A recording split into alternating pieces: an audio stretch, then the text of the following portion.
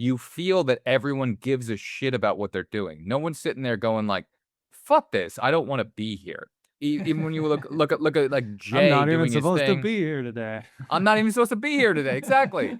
They they they're Uh, they're they're supposed to be there. Like the stars aligned, and Kevin Smith put everyone together and said, "Hey, this is what I want to do. Who's in?" And the people who were in were there. And this is like a magical little fucking moment where you get to see these friends from New Jersey get together with this quick stop in this video store. And that's a great fucking metaphor we haven't even gotten into yet. But yeah, like, yeah, okay. No, sorry, I just have to say you're right. Okay, the quick stop. The idea of the quick stop. yeah, let's get it. Let's get it. Let's That's life. This is why we have a podcast. Get into it. Yeah, the store. I believe that's the real name of the store. So it's not like he created that, and yet somehow it all just perfectly gels together. And it's the idea of the quick stop. That's life. Life is a quick stop, and hopefully you'll be able to get out of this place. You know, this is a place you don't stay here. You get out of here quickly. And that comes back in part 3 a lot. Beautifully. And, you know, at the end of part one of Dante's Inferno, he gets out of hell. You know, that's what happens. And then he goes to purgatory. And then at the end of purgatory, he goes to paradise, which is heaven. So you're talking about a trajectory over the three-course story where he's on his way to paradise. And so part one, he gets out. And so I think that's very much Clerks 1. They don't chase clout, they just chase the lore. Dig scenes that the mainstream ignores, where light fights dark in a fabled war. Yeah, the truth gets told when the movie's born. I'm the break in the flicker, the cut in the edit, the blade through the credits, a frame they embedded. Light in the distance, persistence poetic. The dark is a prison, I brighten with aesthetic. No stunt doubles, I tumble through trap fights. The scripts in my soul, I control when my track spikes. Whisper in a reel, I reveal with the black light. The dark is a canvas that I carve with a flashlight. Call it a war cry, a cinematic spark, a puzzle in the shadows, a code of the art. It's Andrew and Greg and the legacy embarks. Our voices ignite and we light up the dark. Today, Clerks, Andrew's pick. I wanted to do the Clerks trilogy. He just wants to do Clerks. We're going in. We're just doing Clerks, and we're going to see if I could sneak in something about the trilogy. But I got to hear your story. I got to hear this movie, how it affected you, Yeah. Kevin Smith, the whole thing. Let's go in. Because we all grew up in filmmaking in the 90s. So this is Clerks. Come on, let's go. Yeah, huge, yeah. By the way, I'm sure we'll be able to talk about Clerks 2 and 3 as well. So I think we can kind of talk about it as a trilogy. The reason that I actually picked Clerks, I picked Clerks for a few reasons, okay? This is actually a very multifaceted reason. But I thought this is just like absolutely the most unbelievable serendipity that this movie Clerks would come about right now, because I just found out that my movie Sky got into the Smod Castle Film Festival, which is Kevin Smith's film festival. And I have to tell a little story here, because the amazing thing is that right when I found that out, you and I were texting with each other. And I opened my phone, and the text that I see from you was Kevin Smith's review of Superman. It literally was. Your first response to that, I remember right after that, because we were doing the Superman episode. We just went to see Superman together, 2025 version. And we had a conversation with the dinner with your wife after that. We spoke. And then literally, I was coming back, and that had just popped up on my feed of like, Kevin Smith review of this. And I was like, oh, let me watch that. And I was like, I started watching. I'm like, oh, this is great. He's reviewing this. This is a really good one. Let me send this to Andrew. And your response to toss it back to you was, I just said, "Oh my God." I sent you this long voicemail message. And I said, "Oh my God, dude, you're not going to believe this. You're not going to believe the timing of that." Your call has been forwarded to an automatic voice message system. At the tone, please record your message. Dude, that is crazy that you just sent me that. Guess what? Hazel just said to me, "Oh, Sky got into another festival." And I was like, "What festival?" It's the Smod Castle Film Festival, which is run by Kevin Smith. He started that festival because he did a podcast called Smodcast, which is the podcast that I told you about. That was my favorite podcast of all time. And I loved that podcast. I used to listen to it religiously. And then the podcast was so successful that Kevin Smith started a film festival called the Smod Castle Film Festival. And I applied, and I didn't think I was going to get in, and I just heard I got in. And then I opened the phone, and you just sent me Kevin Smith reviews Superman. What are the odds of that? And did you say you were an atheist, by the way? Because I literally just found out. Hazel had just turned to me. I was laying watching TV. She was on the computer and she was clicking into my email and she goes, "Oh, you got into another film festival." And I was like, "Oh, cool. Which one?" And she goes, "Something called Smog Castle." And I was like, "Oh my God, that's Kevin Smith's film festival." And I got so excited. And then I opened my phone to look at your text and it said Kevin Smith. And I was like, this just blew my mind. This just broke my brain. I'm like, what is happening? I thought, okay, the timing of that has to mean something. This means something. This means something. This is important. To hearken to our other podcast episode of Close Encounters. I think it does mean something because then you said to me, well, dude, we should pick a Kevin Smith movie for the podcast, for next week. And I was like, oh my God, you're right. I didn't even think of that. So I'll give you credit for that. So I had picked another movie. Now, here's what's interesting about the Clerks pick, okay? Is that I had picked another movie, Sing Street, which is coming from that's my next pick after this, okay? Now, I picked Sing Street for a very specific reason. I won't spoil it, but I'll just, in order to tell the story, I'll tell you that part of why I picked Sing Street is because there's an element of that film that's about a young artist who's like trying to become an artist, and he ends up. Okay, no, I don't want to know any ends up. Okay. No ends up. That's enough to know. I like going into movies that I haven't seen, knowing nothing. I want to know nothing. I like it. It's about a young artist. Good. Okay. Enough said. It's about a Sorry, young artist. Oddcast listeners, you're not going to get any more unless I'm going to take off my headphones. It's about a young artist, and I related to that, and I thought that would be a good way for us to talk about, the beginning of my journey and what I've been inspired by. And so then this Kevin Smith thing happened, and you said I should pick a Kevin Smith movie, and we debated different ones, but the really just the number one for me was always Clerks. It was always going back to the original. Clerks was a movie that just always meant so much to me, and just it was always so inspiring, and I thought, oh my gosh, Clerks is actually an even better pick than Sing Street in order to talk about what I want to talk about. Because you joked that I picked all Superman movies, right? That we've done this run for the last like 2 months where I've picked like 4 or 5 Superman movies in a row. My mom's really getting sick of those. And so you don't even know, like, what is my taste? Like, what kind of movies do I really love? Like, what have I connected with over the years? You don't even know because I've only talked about Superman. And so you joked at the end of our run, you said, what is Andrew going to pick next? It's like, what else is he interested in? And so I thought, oh my God, Clerks, the timing of this is perfect because Clerks is the perfect movie for me to talk about the beginning of my journey. Now, I was raised in New Jersey. So I wasn't born in New Jersey. I was born in California, but my parents moved to New Jersey when I was a little kid.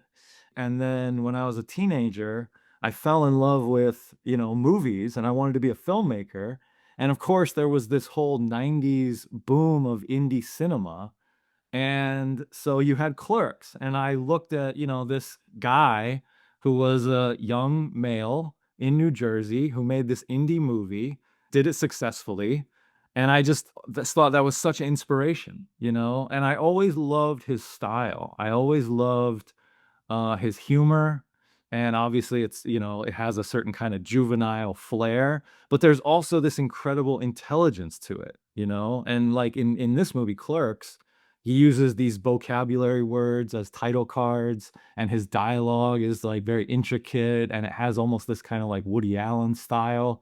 And so he's known for great dialogue, and he's known for actually being a really intelligent guy. And so I just completely connected with that. And, I know that like so many other people have had that experience where they have been inspired by him. And I was one of those people, I thought like, if he could do it, I could do it. It was one of those kind of things. I have the exact same thing, as in not the New Jersey aspect, but the aspect of the 90s and going, oh, he's showing you that it can be done. It was him, Robert Rodriguez, doing El Mariachi into Desperado. Like those were formula type things to show you that there's a path where this can be done. You can just grab a camera, go out there, put everything on the line, and just fucking go for it. And like that was a very big spirited thing of the 90s. And he was, at the forefront of that, where you're going like the Clerks guy did it. Like there's a way that this could be done where there's a will and you have this unrelenting drive to get something done. And he went in 27K in debt with credit cards. And I looked it up, inflation adjusted today. That's over 60K, just over 60K. Like that's a good amount of money when you don't have any money. And you go, I'm going to rack up my whole life on credit cards and I'm putting my chips all in. And the guy did it and it worked. Yeah. And I remember him telling the story many times and saying, his plan was hopefully sell the movie. And if not, I guess I'll just spend the next 10 years of my life paying off this debt. It's like, so he had no backup. And I just thought, as a young filmmaker, I just thought that was the coolest thing in the world, that he just Yeah. completely went for it. It's like, no backup plan, I think I've said this quote to you before that if you're stuck on an island and you want to take over the island, how do you take over the island? You burn the boats. You make it so that there's no escape.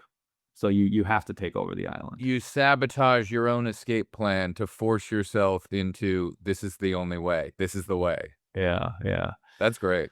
I don't think you told me that before. That's great. I believe that I heard that from Tony Robbins. So I was really into that kind of thing when I was young. This idea of like self-help. My dad is really into self-help. He actually ended up later in his life getting into coaching and being a personal coach.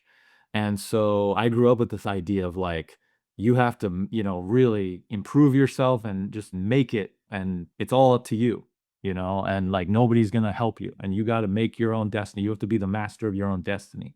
And so, yeah, Kevin Smith is completely that. And so, yeah, I was just always so impressed by that. And the fact that he put it all on credit cards. I mean, it's like that's also part of it too, is that you don't need any money. It's like he didn't have money, he didn't have anything. He had friends and he had talent, and he had intelligence and he had drive. And it's like, so he just had like the raw materials. It's just like the pure raw building blocks of life. And he just charged it on credit cards and, just looked forward. And it's like, what an incredible story.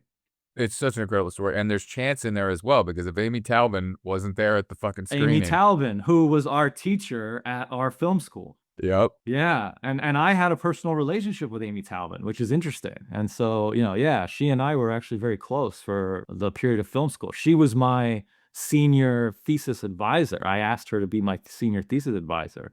Yeah, for my senior thesis film. And so she and I were actually very close. In fact, when I made my short film Sky, I sent it to Amy Taubin. She was one of the first people I sent it to, and she gave me a response. She gave me a review. What did she say? Now I'm fuck Clerks. I want to know what. You want me? Oh my God, I can't believe it.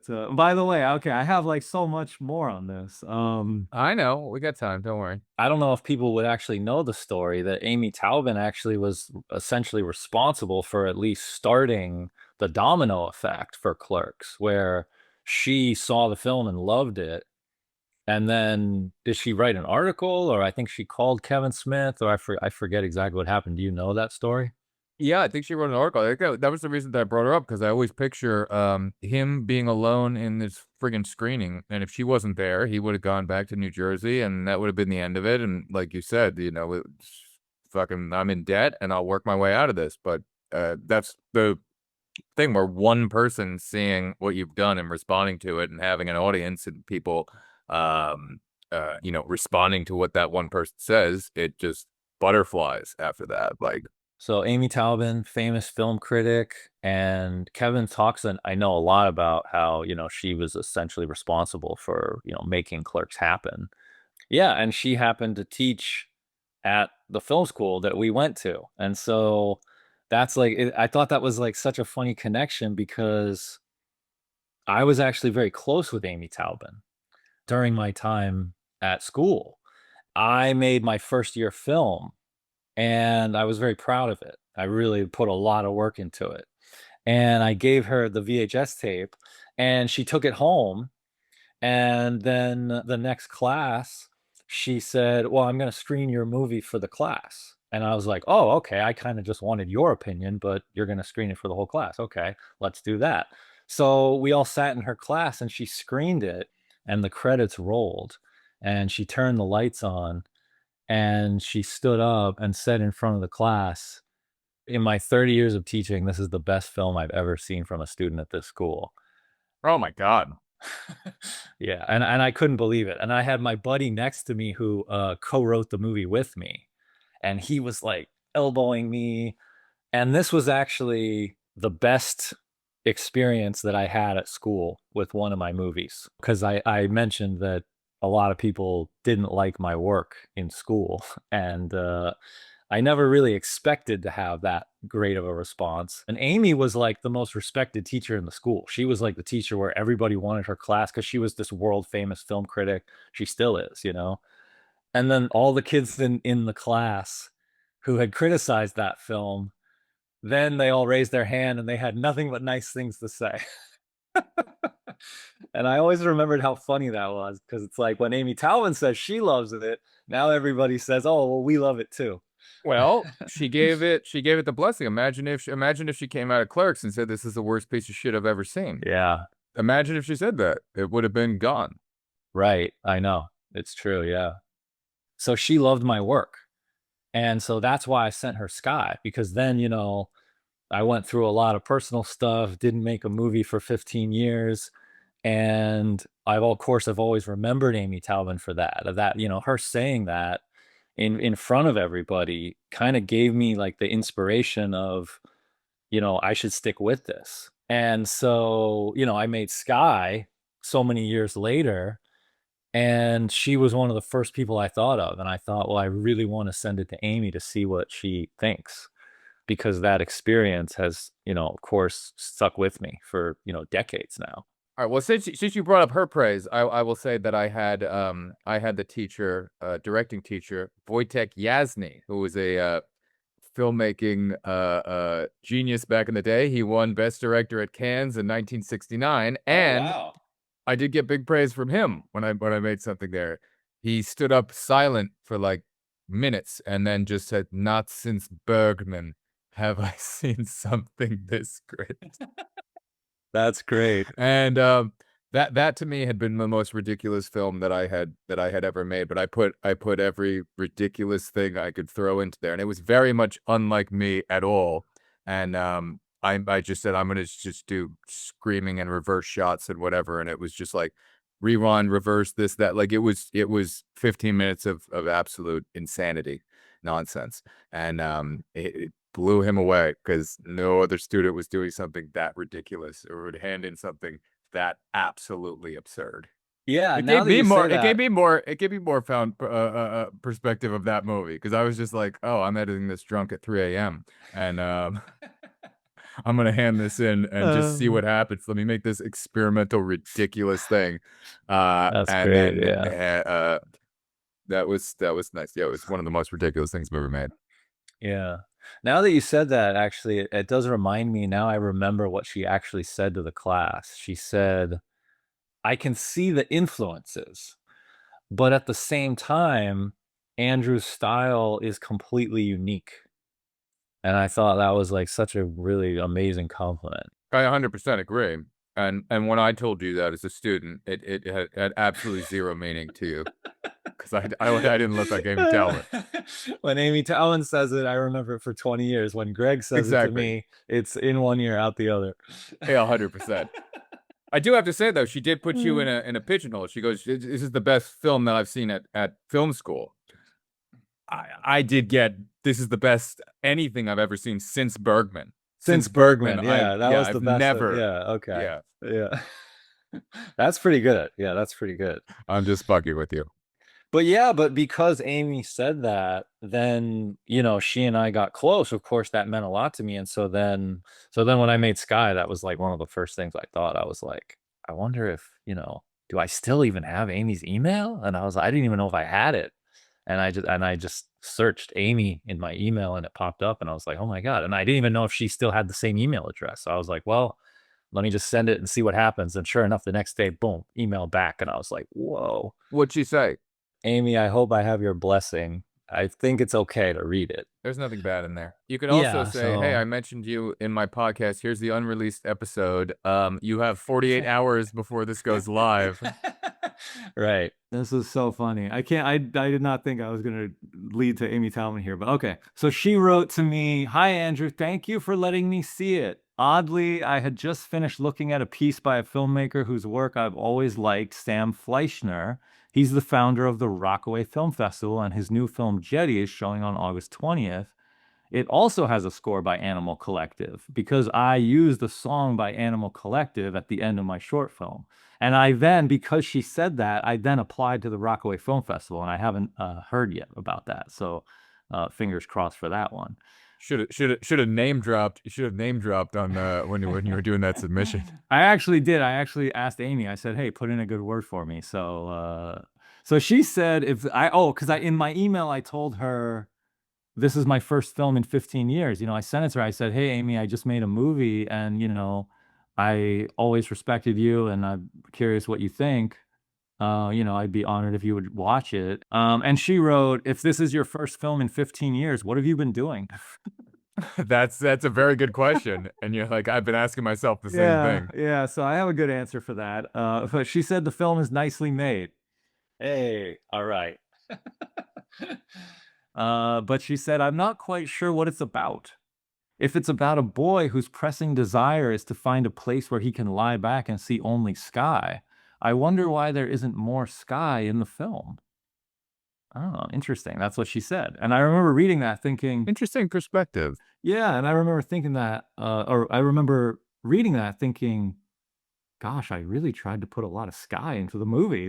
And it's funny because when I was editing, I was trying to cut down. I was like, I don't want to linger. I don't want there to be too much. And I was also trying to keep the film like as short as possible, trying to kind of give it a good pacing.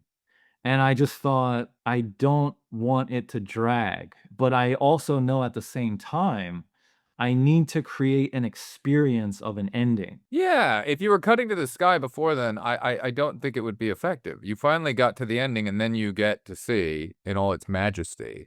Yeah, well, my movie's about a little boy who is left home alone and he lives in New York City. And so what he does with his day alone is he goes through Manhattan, and it's kind of chaotic, and there's all these horns and yelling and just create the craziness of Manhattan, and it's very noisy, and it has this overwhelming feeling.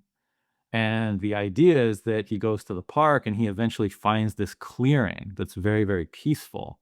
And he lays down and he looks at the sky. And that's the release of the movie. That's Yeah, that's when you yeah, get to really see the sky. I don't think yeah. if you put the sky in throughout the film that it would be an effective ending. The ending works. I knew that the whole movie's building to the ending. So what I needed to do was to create an experience for the ending where he lays down, he looks at the sky, and now there's going to be this sky sequence. And I needed to create a sequence, an experience there. And so I really focused on that in the editing. But I didn't want that sequence to linger so long that people would be bored. And so I kind of picked what I thought were just the absolute best series of shots, just my top best shots that I had. Yeah, it's one of the questions that I asked you. I said, "How long have you been filming sky shots?" Because some of the shots that you got of the sky are just absolutely gorgeous. I'm just like, "Were you Thank you. filming this?" I was like, "Is this why it took 15 years? You were just waiting till you got all the right sky shots down, and then you're like, now I Yeah. can make my movie." Yeah. And I used this song by Animal Collective because my wife came up with the idea for the story, by the way. And when she told me the idea, she pitched me the story, and she said, "How about a little boy walks to the park and he lays down and he looks up at the sky?" And when she said that to me, the song by Animal Collective called "What Would I Want Sky" popped into my head. It's this song, it's a little known song, and that's a big reason why I wanted to use it, is because this isn't like a famous song, but it's a song that's very personal to me because I used to listen to this song over and over again when I was in film school, actually college. I was college age. And it's a song that goes, "What would I want, sky? What would I want, sky?" And it says sky over and over. And I thought I could use that song to build to this kind of big finale. And the little boy's looking at the sky, but then I'm going to use the music and I'm going to put the music over the images. And so, I had to time the sequence with the music as well. So anyway, I put a lot of work into that. So I was very surprised when she said that. And then I wrote her back, and then we had this little back and forth. And I give her so much credit. She immediately, it's like the very next day, she emailed me back and she had watched it. And I thought, wow, that's amazing. I mean, the fact that after all this time I haven't heard from her, and within a day, she's like, yep, watched it and here's some feedback. It was amazing. That's awesome. This episode is brought to you by Rewind Society, a private club for analog purists and those who still believe the tracking knob was mankind's greatest invention. Each month, members receive a hand-labeled, unmarked VHS tape in the mail. What's on it? That's not for us to say. Could be a taped over broadcast of WCW Nitro, a local furniture commercial from 1992, or something that was never meant to be recorded. All we ask is that you watch it alone, at night, and please, be kind, rewind. Apply now at Rewind Society. Use code Andrew and Greg .tapehiss to skip the beta testing waitlist. Rewind Society. The past is calling. Pick up a landline. And not only does it connect to the filmmaking, which is just absolutely huge. I mean, that can't be, underestimated how huge the filmmaking influence was, of just the inspiration of just go make a movie. I mean, Clerks is one of those movies where it ends and you want to go make a movie after it's over, The generation of filmmakers who came from the 90s were inspired by that movie, going, you can do it. But not only did he inspire me, Kevin Smith, did he inspire me as a filmmaker, but he has inspired me as a podcaster. And this is, I think, a huge reason why you and I are sitting here recording this right now, is because Kevin Smith had a podcast called Smodcast, and he did it with his producing partner, Scott Mosier. The title comes from their two names, Smith and Mosier, and they created this podcast called Smodcast very early on, by the way, in the podcast craze. The craze hadn't happened yet. This was like 20 years ago. I mean, this was a long time ago. And they got in early. Kevin Smith's somebody where he did those Evening with Kevin Smith tours. Those are my favorite things that I've ever seen a director do when he went to colleges, and just I rewatch his tellings in there so many times throughout my life. They're some of the best. And it shows that he's also not to interrupt there, but it shows that he's also a great like stand-up comedian spokesperson type a way. It's like a spoken word, like he's doing a routine, but it doesn't look like he's doing a routine, but it's stand up at its best, and he knows how to play off the audience. Like it really takes a big talent to be able to do that. Yeah, and one of his most famous stories from those Evening with tours was the Superman story, that he was hired to write a Superman movie. And so for me, Superman. And I always loved that story. And I would watch it over and over again, and I would just be laughing hysterically. It's not going to have a cape. Not going to have a cape. Too faggy. Yeah. Too faggy to have a cape. And the fact that this guy's from New Jersey, made an indie film, and then worked on a Superman movie. I mean, this is like my life dream as well, So just the connections I felt with him are just I almost like I can't even believe it. And his podcast is amazing. And I used to listen to it religiously. I love this podcast. If somebody asked me your number one favorite podcast, it would be that, Kevin Smith's Smodcast. And the reason I loved it so much is because he talked a lot about movies and the movie business, but it was so much more than that. He talked about religion, he talked about sex, of course. He talked about just all the things in his life that he was interested in. He talked about his personal relationship with his wife. He talked about him raising a child, being a father, and Scott Mosier as well was incredibly intelligent on the podcast. And Mosier would bring a lot of book knowledge. He would always say, oh, I just read this book. And he would introduce some really intellectual topic, and then he and Kevin would bounce back and forth. And they would have these amazing intellectual conversations that, of course, were also very funny. And what ended up happening to me is I ended up feeling like, this guy's my friend, like I know this guy because I knew everything about his life. I know the girl he used to date in high school. I know how he met his wife. You know, I know how he felt when he had his first child. I know how they named their child. I know, you know, what he was interested. Why does he wear hockey jerseys? You know, I know because he loves Wayne Gretzky, because he is also somebody like me where he's always about self-improvement. And he fell in love with Wayne Gretzky because Wayne Gretzky is the greatest hockey player of all time. And he watched that whole series. I remember him telling that story. Yeah, and he would do these long, you know, sessions on the podcast where he'd talk about Wayne Gretzky and he'd talk about how Gretzky, you know, would practice on the ice with his dad and he just like would practice, practice, practice, and he just became the greatest of all time. And so Kevin started wearing these hockey jerseys as a way to tap into the greatest version of himself, you know, inside of himself, to inspire himself. And that experience of getting to know somebody on that intimate of a level, even though you don't really know them, they don't know you, but you know them. And I fell in love with podcasts through listening to his podcast because I realized that's what a podcast can do. It can make people feel like they're in your living room, you know, they're just hanging out with you. And I thought that was such a kind of magical experience. And I really honestly never thought I would do a podcast, you know? And then like cut to years later and I reconnect with you. And, you know, podcasts have become more and more popular over the years. And for the past few years, I've entertained that idea. I've kind of bounced that in my head. I was like, I wonder if I should do a podcast. Never really pulled the trigger, you know? I never really felt like the time was right, and I'm like, "I'm gonna do it now," you know? I thought about doing it by myself. I even asked Hazel, my wife, I said, "Hey, would you wanna do a podcast with me?" We even had a little concept for a brief period of time where we almost did it. We were, like, really flirting with that idea of, like, let's do a podcast where you and I talk about movies because she and I will always watch movies together.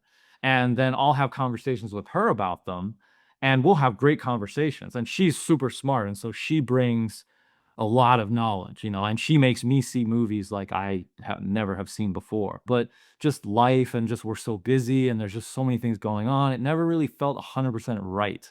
And then when I met you, for some reason it just felt no, it felt like it just felt right. It felt like this is it. It was like you have the passion for cinema and I have the passion for cinema and we have this amazing position that we're in where we actually don't know that much about each other. Because we haven't caught up in 20 years. That's the greatest part about it is Yeah. and we're holding out a lot because I'm sitting there going like, there's so many movies I want to know what Andrew thinks about, and we have to wait for the podcast. So we try not to have conversations about films outside of it. We're like, wait, we haven't talked about that one yet. Save it, save it. I want to know Yeah. what you think later. And so every single podcast that we do becomes a discovery, you know, of what do we think about this movie now as the adults that we are now, but not only that, what do we think, you know, of each other's opinions? And then we start to bounce off of each other. And I actually just re-listened to our Jaws episode, you know, and it was amazing because we started to bounce off each other. And I said, oh, it's like a metaphor for World War II. And then you said, oh, and the torpedoes hit the side of the boat and the shark hits the side of the boat. And then you realize, oh my God, that's actually true what you're saying. And then that inspired me to have more thoughts and we just go back and forth. And so the fact that this happened with Kevin Smith right at this moment, right when I finished my run of Superman movies and right when I had this kind of open runway of like, well, what movie am I going to talk about now? I thought this was perfect because I was so inspired by this Kevin Smith podcast that if you notice, I'll just fully admit this, okay? I've ripped off a part of his podcast because when he would write his podcast descriptions, he would always write our heroes. Our heroes. You start each one with our heroes. Yeah, I noticed that when I posted them on YouTube, I'm copy and pasting what you put Yeah. on Apple Podcasts. And so our heroes new tale or our heroes now do this, and I was like, oh, that's interesting. I didn't know that was from Kevin Smith. That's great. Yeah, he would always write, you know, our heroes talk about Harry Potter, you know, or whatever. He did this whole run of Harry Potter episodes where he and Scott would, you know, both watch the Harry Potter movies and then they'd just make jokes about, you know, doing a sex spell, you know, erectum, you know, like, and they were just so funny. And I just love listening to these podcasts. But I want to tell you, there's something that Kevin did on his podcast that was my absolute favorite thing that he did. These were my favorite episodes. He did a whole run of episodes called Emo Kev. And this was my absolute favorite thing, because what happened is that he was rummaging through his old materials and he found cassette tapes. And he played the cassette tapes, and what he realized is that when he was 20 years old, before he made Clerks, he used to record himself talking into his tape recorder. And he would be in his kitchen making food and he'd be narrating the whole time. It was like he was the hero of his own story and he would be narrating, what he was doing. Awaiting the arrival of Laura. Would it be painfully rude of me to just shut the door and not answer? Oh, God, that's sick, awesome. Dude. Oh, it's sick. Would it be painfully rude of me? Is this the man who ruined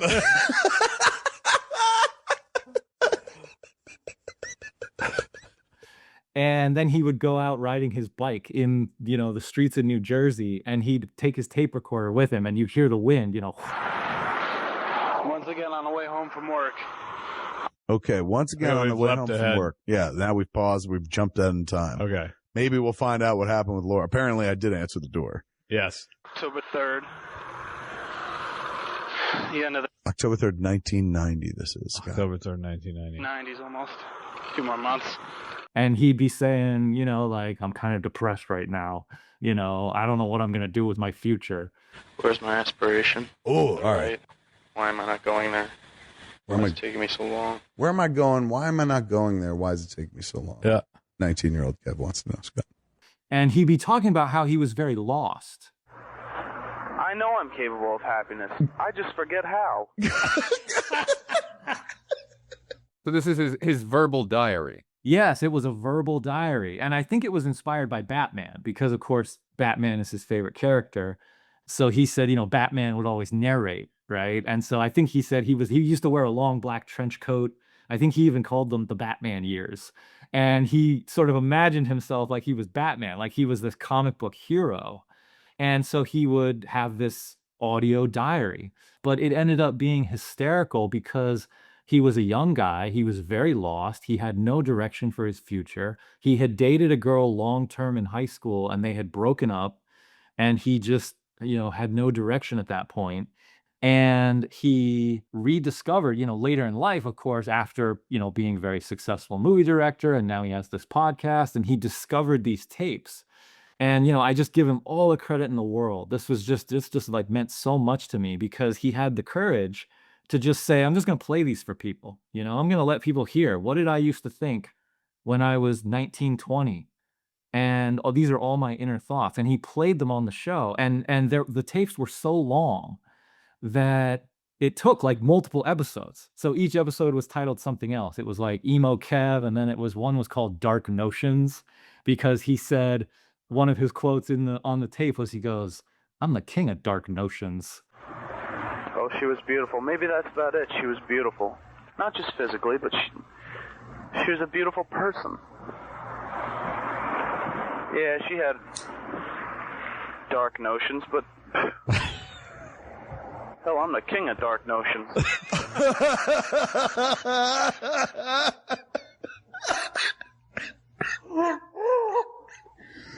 Oh my God. Who is this person, dude?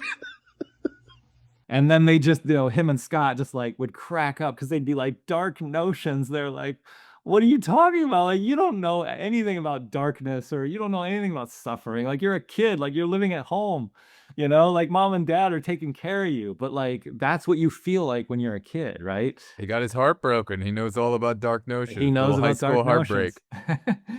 And so he would play them and they would just ridicule his old self. It was like a roast of Emo Kev, and they called him Emo Kev.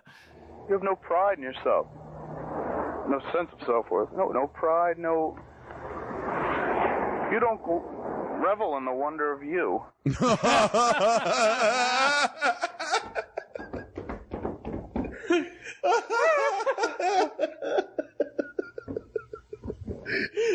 Oh, dude.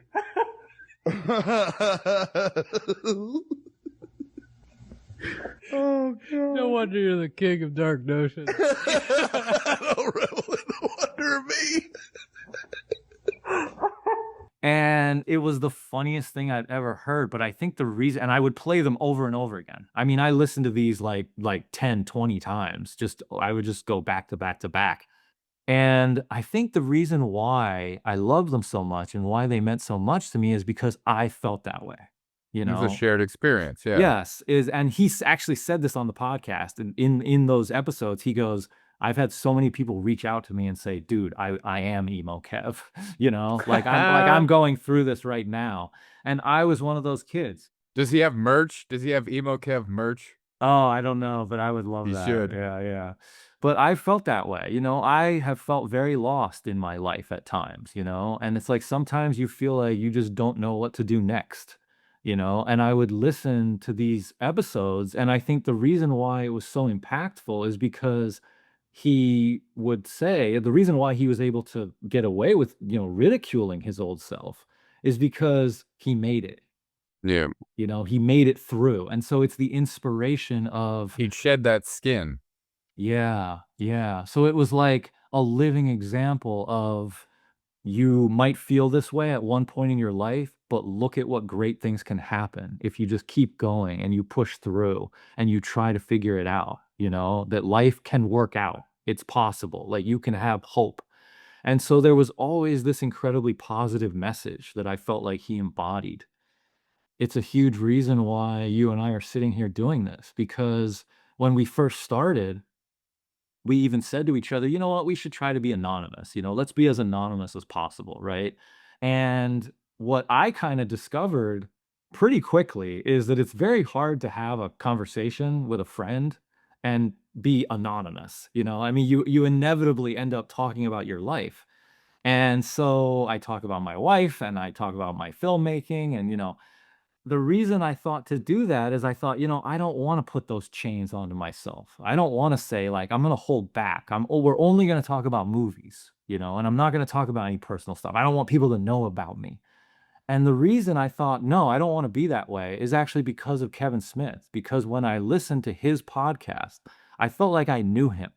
And I just loved that experience, and I thought I'd like to do that with people too. I know that, you know, we're not at the level that he is, but I thought if people would listen to our podcast and have that same kind of experience, I would love to then give that to people the way he gave that to me.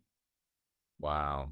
And so I just thought Clerks is the absolute perfect movie that it enables me to say that and to say thank you to Kevin Smith for inspiring me like that. And I'm sure he's inspired, you know, probably thousands of other filmmakers and podcasters. So I know I'm not alone in that. And he talks about that very openly, how people come up to him and say, dude, you're the reason I do this, you know, and I'm one of those people. That's fucking awesome. Yeah.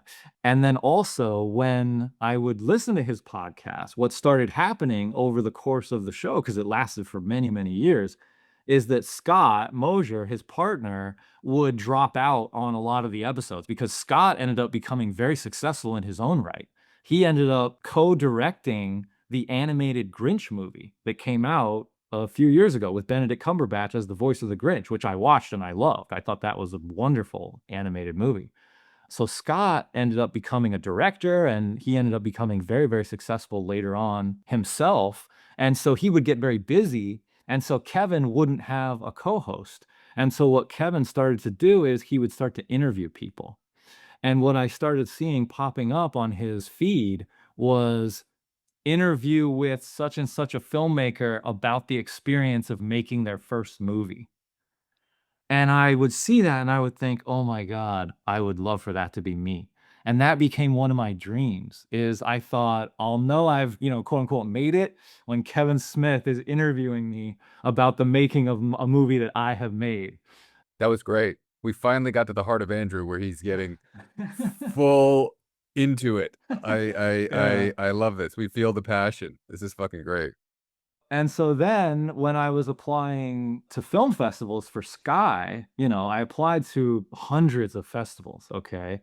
Broke the bank, okay? Spent probably more money than I should have spent. And by the end of the run, I was out of money. And I decided I'm not going to apply to any more film festivals. You know, we had a great run with Sky, premiered at Dancing with Films in New York, and then we also got into Dancing with Films in LA, and it screened at the Grauman's Chinese Theater in Hollywood. I also got into the Oxford Film Festival, and I went there and did a Q&A, and I've just had this amazing experience with Sky, and I started to feel, okay, the experience has come to an end and I got what I wanted out of it. You know, I wanted to share the movie with people. I wanted to screen it for audiences. I wanted to get some response and I wanted to, you know, connect with people because I think that's why we artists do this is we do it for connection. I want to share with people the way I feel on the inside. And I want to share something that is almost intangible that you can't even say with words, you know? It's something that you have to express through art. Yeah. And, you know, Kurosawa has this great quote that I've always remembered where somebody asked him, "Why did you make this movie?" And he said, "If I could tell you why I made the movie in one sentence, I wouldn't have made the movie." Yeah, exactly. And so I had that experience with Sky where you know, toured it around and had this amazing experience. And I thought, okay, I'm a little bit like, I'm tired now. You know, I think I'm done. And I stopped applying to festivals, but something popped up in front of me that said Smodcastle. And this was really recently. And I was like, oh, wow, Kevin Smith. I remember that he started a film festival because I think the idea was that, you know, he's clearly been this inspirational figure to indie filmmakers. And so he wanted to give back and he wanted to start a film festival where he could then elevate other filmmakers, which is incredible. And I know he also does a production company and, you know, he tries to help distribute young filmmakers' films. So, I mean, he's just an unbelievable guy, gives back to the film community, and he started this film festival, and I remembered that. And so when I saw that pop up, I thought, gee, I wonder if I should apply to that one. And I thought, but I told myself I was going to stop. I'm not going to apply to any more. And it actually said late submission, you know, and I know that like late submission, that's tough because as the festival is open for submissions, they start to fill up. Yeah, you have less and less. Yeah. There's fewer and fewer slots because festivals don't wait until the end to then start accepting. They start accepting all the way through. And so they'll send you a message like midway through and say you're accepted and you know and they're still open for future submissions. So when you get to late submission, the chances are slim.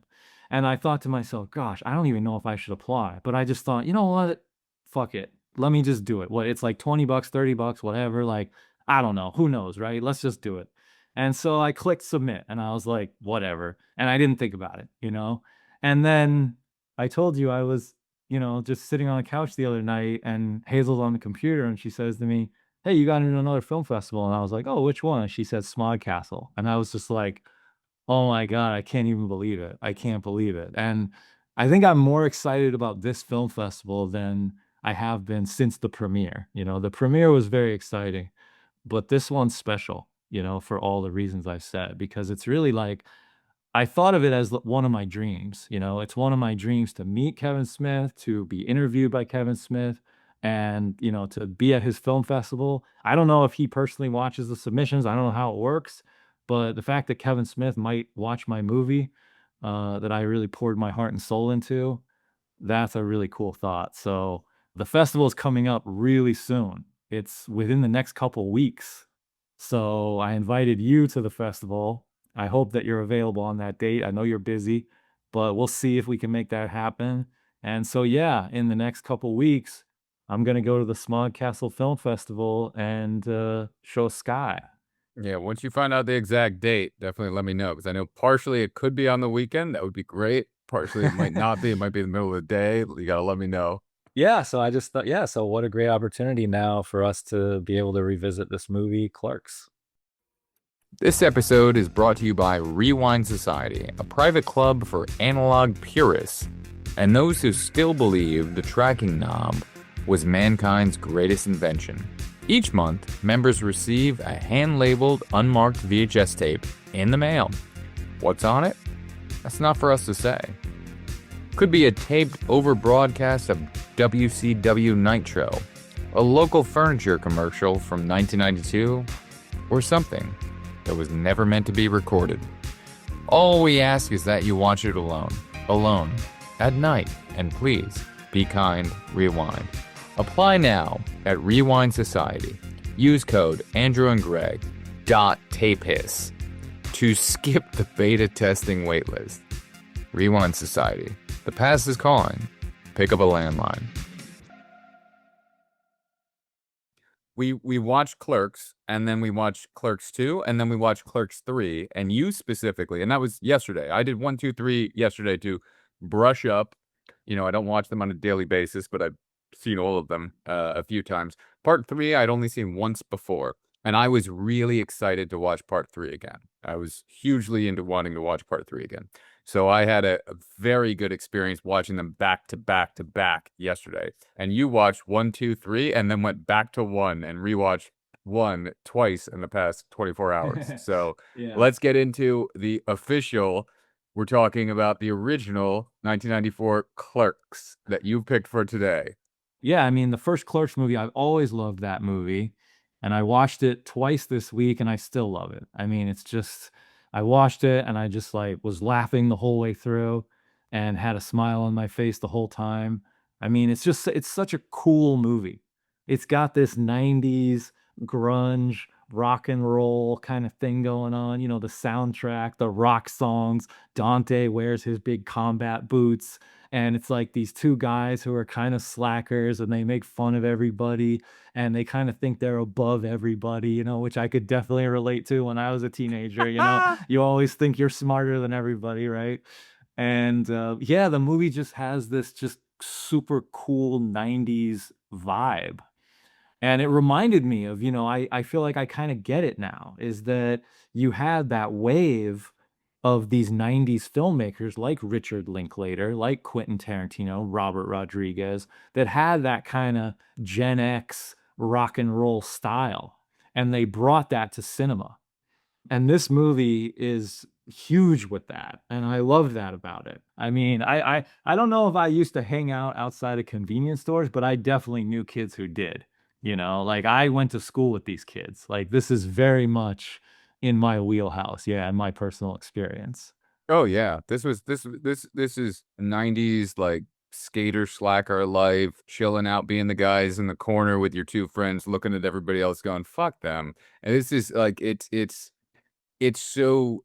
I mean, there was no place to hang out when you were kids. We'd go ride bikes and go to places and hang out at places like that, or try to get to a mall and then hang out at a mall and just fucking, this is the spot. We're gonna hang out here. We go to like this little like one cafe that there was near us, and we go stand outside the cafe, and you get a coffee and you just hang out with your friends, and that's it. And other people go by and you comment on those people that are walking by doing their life, making fun of them. Like it was Yeah. just like it was very relatable. Yeah, because remember back then there was no internet. So it was like, what did kids do? They hung out outside of a convenience store and, No cell phones in Clerks. There's no cell phones. Yeah, you know what? I didn't even think about that. But gosh, how charming is that, right? To go back and watch movies like that. I love that. Yeah. As Kevin Smith would say, he always says, kids. Back then, kids, there was no internet, The world was different. He brought that culture to indie cinema.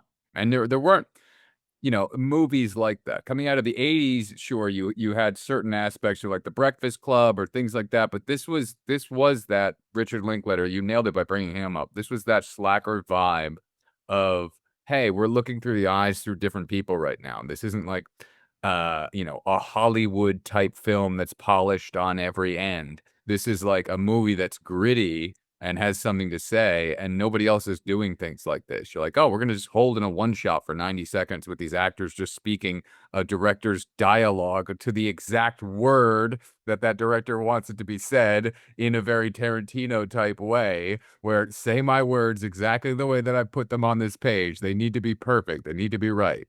And you know what? I always thought that visually he was underrated.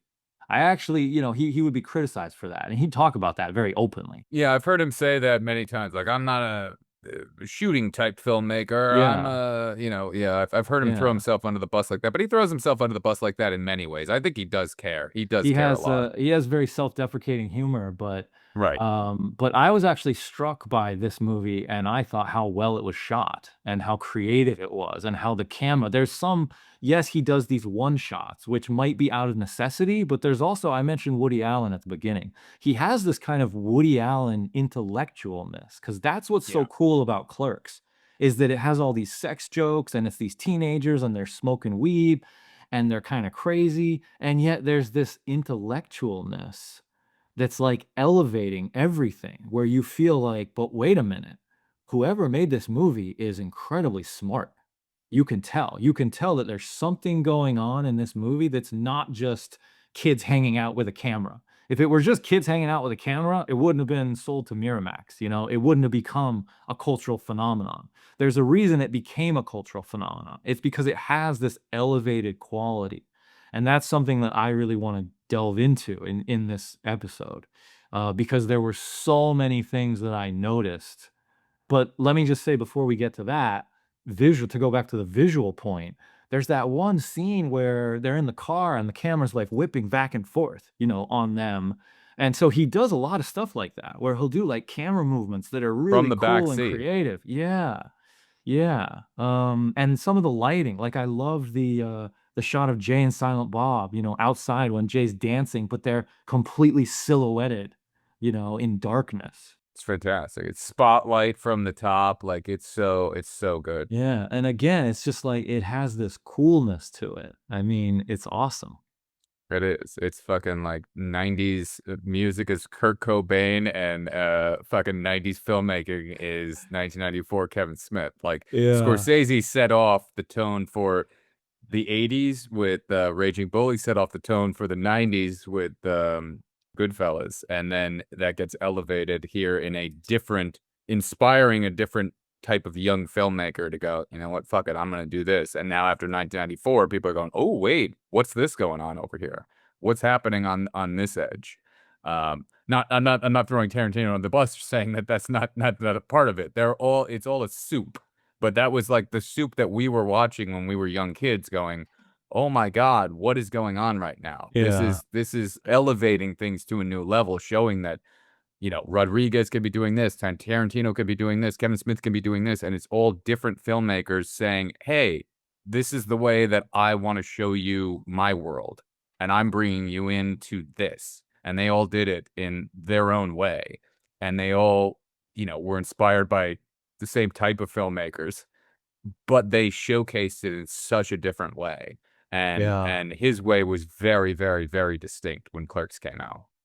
It's always been a fantasy of mine, a dream, to be a part of this type of generation because they were inspired by past eras of filmmaking. I think the French New Wave is like a huge inspiration for the 90s American indie filmmakers, but they were also inspired by each other.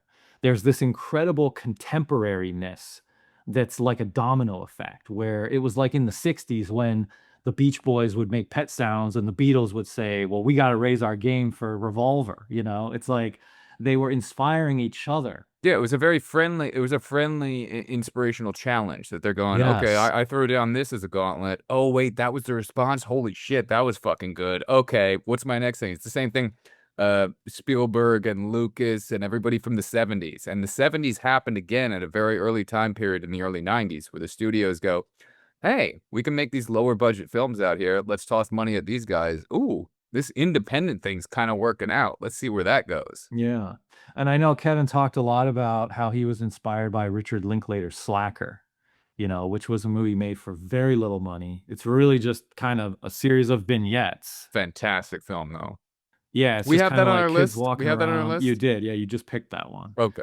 Coming out, you know, in like 2034 or something. You're right, So right. I might bump that yeah, up you can always because, bump it up, and yeah. him being in that opening, monologue where he's in the back of the cab is one of the greatest things, and he has fantastic one-shots in that are off the fucking charts. And he's an actor, Richard Linklater's an actor in his own movie. Yeah. Right. And I love that aspect of this movie too. I mean, obviously the genius of the whole movie is written in Kevin Smith's word. It's his voice. Yeah, and he puts himself in the movie as Silent Bob, you know what I mean? Like, it's great. It's like, I'm not gonna speak that much about he did at the end, yes, but he's like it's great that he's speaking through every character throughout the film. So yeah, I'll put myself in the movie, but I'm gonna be silent for the most part because I'm saying everything else. Like I'm saying what I need to say. Yeah. That's what I love about the Clerks trilogy. I can't wait till if we could start talking about the Clerks trilogy. Okay, keep going, Ah. keep going. Let's talk about the movie. Okay, let's really Yes, get yes. into the Let's get movie into it. because he wasn't just a kid with a camera, like I said. It's like he had something special, you know, and he was raised religious, and so he has this deep knowledge of the Bible, and you know, I believe went to Catholic school, and so he grew up hearing these stories, you know, these like allegorical stories that have deep meaning. And so when I turn on Clerks, yes, you have this super cool 90s grunge, you know, indie movie made by a 25-year-old kid, but you also have a kind of metaphorical retelling of Dante's Divine Comedy. Dante's Inferno, the whole. Dante's Inferno. I mean, that jumped out at me right away. So, like, right away when I picked the movie, I thought, okay, I remember Clerks. I remember a lot of the scenes because I've watched it a lot over the years, unlike some of the picks that you've picked where I go in and I'm like this blank slate. So did you try to blank slate yourself going in? Like what was your positioning going into this viewing in the past like 48 hours? Yes and no. I went in thinking I'm just going to watch it and we're going to see what happens because I always have to stay open. You know, I don't think you can go into a movie and say I'm going to try to find something specific or whatever. Only if you've seen it a bunch and you're doing research or whatever. But Right, but I mean, did you try to like forget anything else? And you're just I'm gonna watch this as if I haven't watched this, and I'm gonna go in. basically, yes. Yeah, that I thought play the movie and let's see what happens. But before playing the movie, I couldn't help but run some of the scenes through my head. And I already started formulating thoughts because a lot of what we talk about on the podcast is how you and I have changed so much as people. And we now see new things in these movies, you know? You change as a viewer as well, yeah. Yeah. And so I notice new things and I think differently now as an adult. And so before I even played the movie, I already was thinking to myself, okay, well, I know there's a scene where a girl has sex with a dead guy. And I know he says, I'm not even supposed to be here today. And he works in a convenience store. And, you know, I know he's unhappy with his station in life. And I just immediately started formulating thoughts of saying, well, I think that the convenience store equals death. You know, it's like there's got to be death themes going on. There's got to be like this feeling of like a quote dead end job, you know, and it's like a literal dead end where it's like you'll die, you know, if you stay here. And I immediately started thinking that. And I was like, okay, but wait a minute, wait a minute. Let me not get ahead of myself. Let me just watch the movie, you know. So then I clicked play on the movie, and the opening shot of the film is a dog, which I thought was interesting, which And then he falls out of the closet. and then he falls out of the closet like he's a dead body.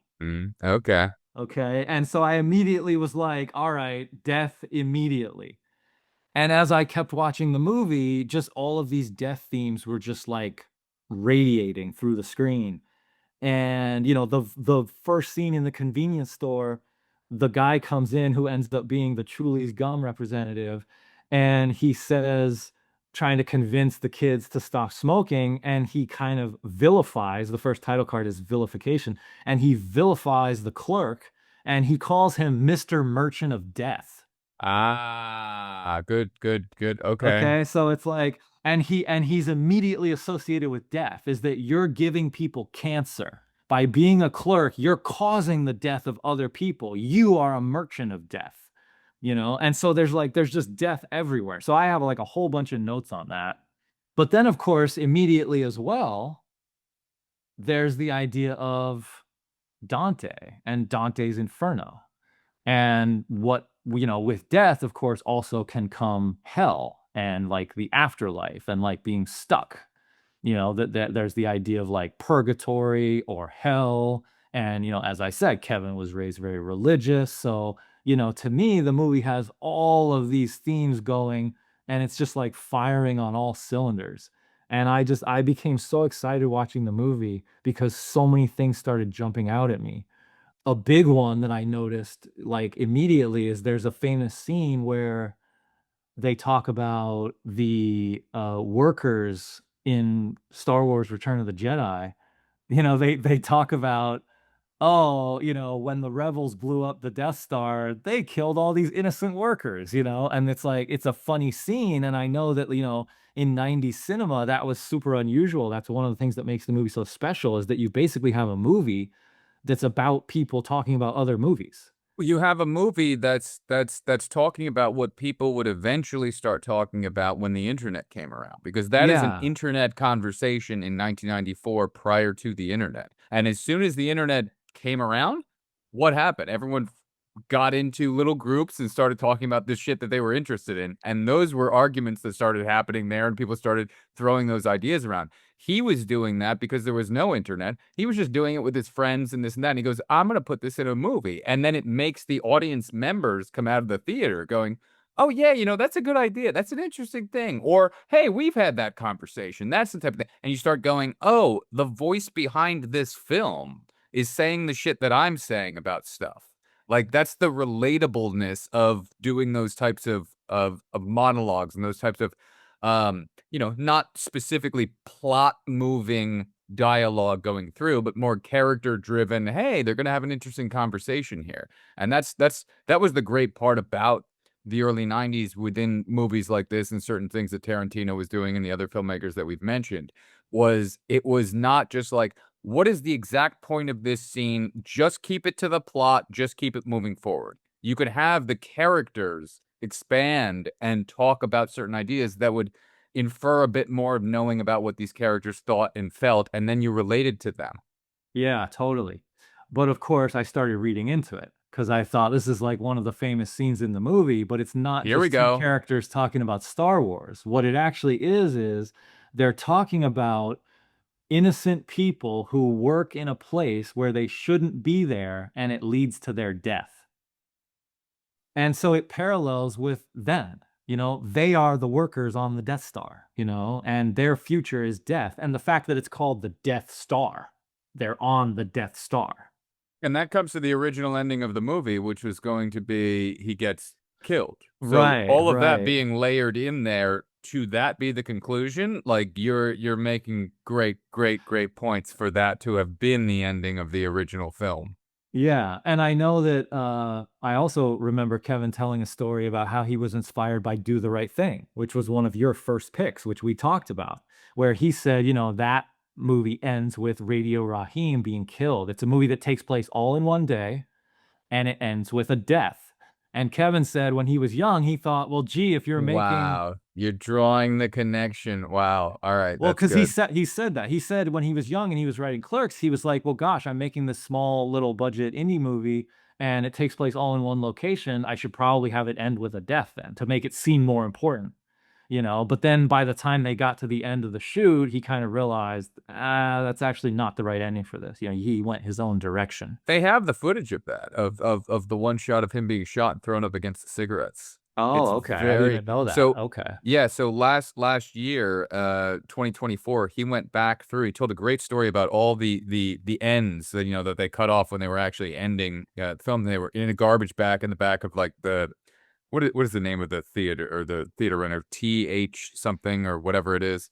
But he went back to visit them, and they were like, "Oh, we just threw them out today. They were sitting there in garbage bags." And this is after he'd gone to Sundance or whatever. And he went out back and he got them, and he took them. And recently, just like last year, they put them together into like a 5-minute montage because they don't have any real stills from the set or anything. And he put together this great 5-minute montage of all the ends and all the different things that they didn't use. That's And great. one of them is Dante being shot and thrown up against the cigarettes. And you're like, oh my God, it's like a quick shot of this. And you're like, wow, you actually get to see this. Wow. Okay. I should send you that afterwards. It was on Kevin Smith's YouTube channel. And he posted that on there. And it's like the undiscovered, never before seen whatever. But it's a really cool montage to see all these little clips, and you get to see them. I like the end slates like laughing, and you get to see Kevin Smith.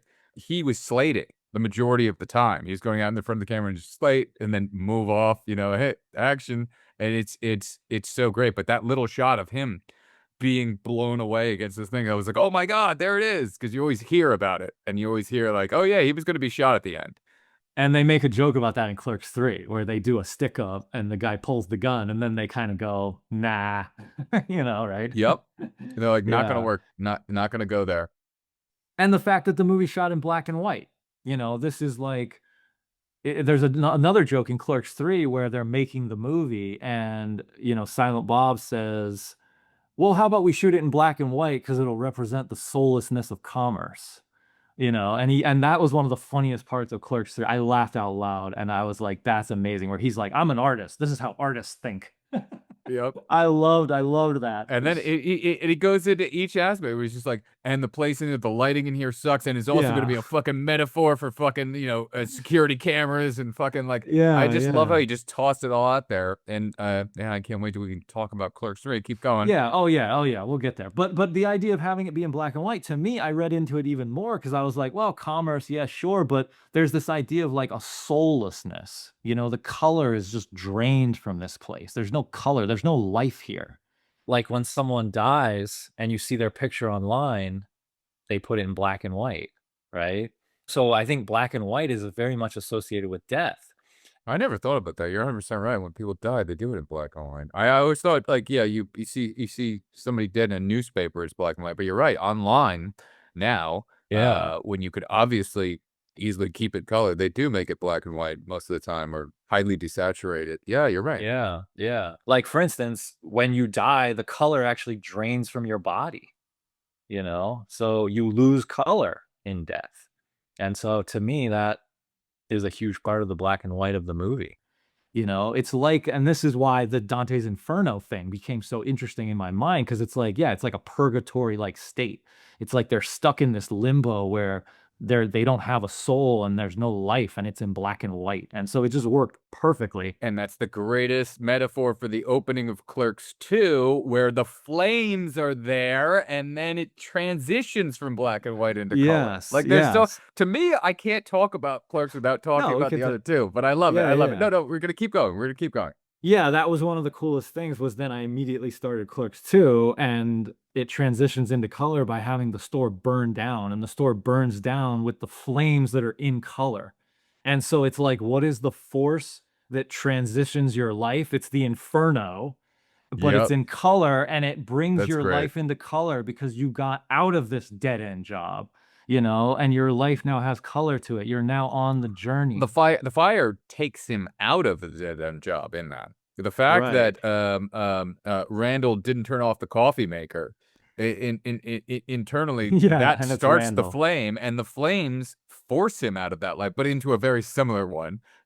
Okay, so this leads me into, so you mentioned Randall. So can I talk about the Divine Comedy, Dante's Divine Comedy? Because you can do whatever you want. This is your pick. Because he named the character Dante, okay? And I don't know if I've ever heard him actually talk about the Divine Comedy, but the character's named Dante. And so just immediately that came to my mind. And I don't really know anything about Dante's Divine Comedy, so I had to look it up. That little book that's yellow with the black stripes called Cliff Notes is great for looking up things like these. That was also a great 90s thing that got me through high school. That and watching the movies of the Iliad and the Odyssey, and whenever I needed to do book reports. Well, the funny thing is, I actually also asked my mom about it because my mom has a PhD in English literature, and she briefly studied Dante's Divine Comedy. You must have gotten an A in English class. I did, yeah.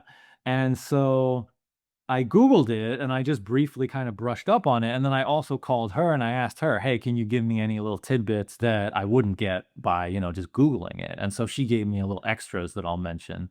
Shout out to mom right there. Yeah, totally. And so just in general, so the Dante's Divine Comedy, okay? It's an epic poem in 3 parts. The parts are Inferno, which is hell, Purgatorio, which is purgatory, and Paradiso, which is heaven. Okay, so right away I was like, all right, so you have Cinema Clerks. Paradiso. See. So right away you have Clerks 1, 2, and 3, and you have 3 parts to the Divine Comedy. Okay, so immediately that jumped out at me. I'm like, all right, 3 parts, that's interesting. Of course, the main character's name is Dante. That's the author himself. The author named the character after himself. And I funnily thought, Dante in this movie, to me, looks a lot like Kevin Smith. You know, he's got the dark hair, he's got the beard, and he works at a convenience store. So I thought, well, Dante is clearly a Kevin Smith surrogate. So this is Kevin Smith telling a story about himself. Dante wrote the Divine Comedy about himself, named the character after himself. And in the Divine Comedy, the character of Dante stands in for the everyman. He goes on a journey through the afterlife to rediscover the path to truth, virtue, and God.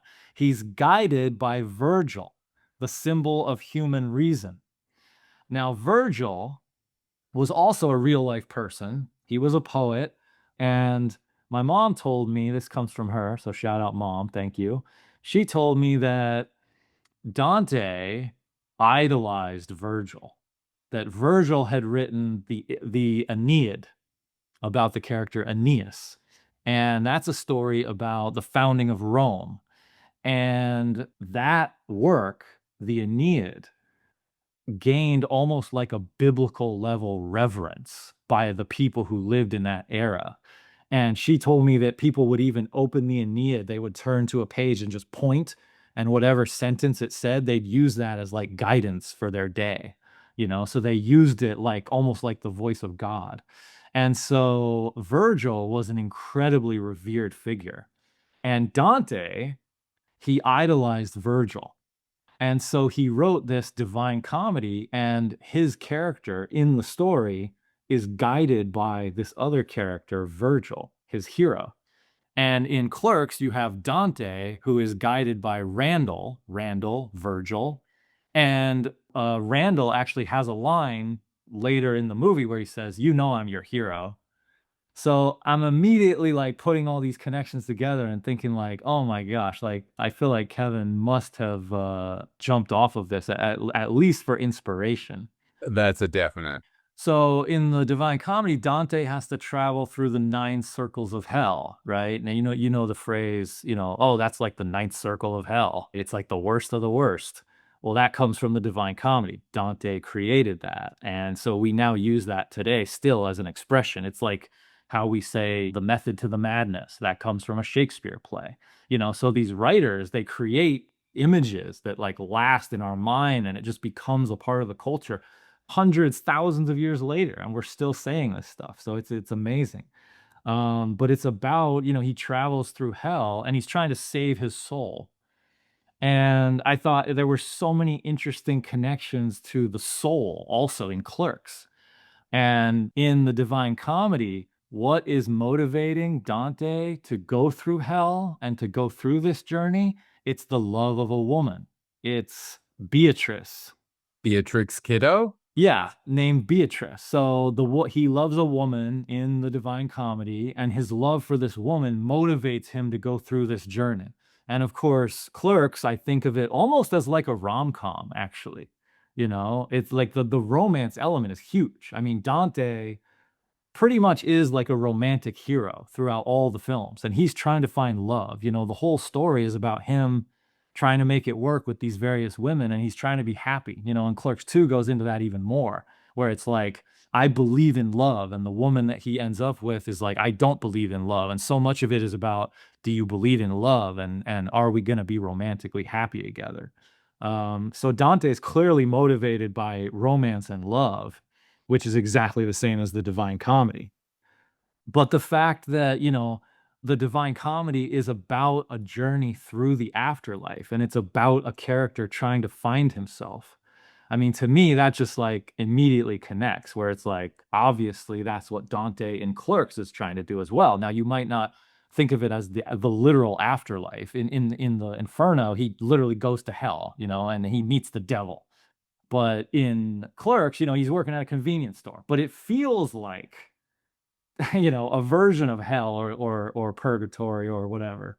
It does. And I love the fact that you brought up the fact of the falling out of the closet at the beginning is the death. And now this is a weird aspect of him being in some sort of either afterlife and or some sort of purgatory. Yeah. Oh, and the idea, okay, so and the idea of I mentioned the shot of the dog, right? At the beginning, the actual opening shot. Right. It's the very first shot. But Yeah, the very besides first shot. the stop motion opening, what is it referred to as? Right, the clown, the like the production company animation. Right, the production company, and he's tossing the ball back and forth. Yeah, which I thought was also great. Just that by itself, I thought was great because it Loved was it. like, Loved it. you know, Kevin about comedy and sex, and it's this clown who kind of puts on this like sort of S&M costume or whatever. And Yeah, then it's pulls his great. butt down. Like it's just it's setting you up for what you're in for, and it has Totally. that total like 90s animation feel to it, where you're just like, I Yeah. know where I'm going. I'm going back to 1994, and it holds long enough where you get in that mode where you're like, all right, 1994, here we come. And the name of his company, View Askew. So my point of view Beautiful. It's a little off, is little yes, off. Yeah. is it's unusual. I see things from a different point of view. Okay. So the opening shot of the dog, I thought that was interesting. And then it cut to the cat later. So he's got these animals in here, right? He's got dogs and cats. Yeah, he's got dogs. As soon as they get to the convenience store, you've got the cat. In the home, you have the dog. Yes. And what a poor dog. That dog gets left alone all day. We never come back to him. He doesn't take care of himself when he's eating. He's drinking milk out of the top of a cookie jar, and he just leaves and goes off. And this dog is just home alone all day. God knows what. There's no relationship with this dog ever again. Okay, so this is from an essay by Faith Lee, who is a scholar. I found her essay online, and it's about Dante's Inferno, and the title is Hell Beasts, Mythical Figures from Dante's Inferno.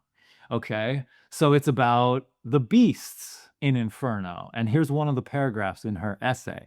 Even from the opening canto of Dante's Inferno, we find our titular character lost in a dark and winding wood. Okay, so that's how the Inferno opens, is it opens with Dante, the character, lost in a dark wood. And so immediately I was like, well, in Clerks, Dante's in a dark closet. That's very good. She says, as the woods darken, he feels his consciousness enter a strange state, a feeling that he likens to death. As the shroud covers him, Dante encounters the first mythical creatures in the Divine Comedy. Dante meets three creatures, a leopard, a lion, and a she-wolf.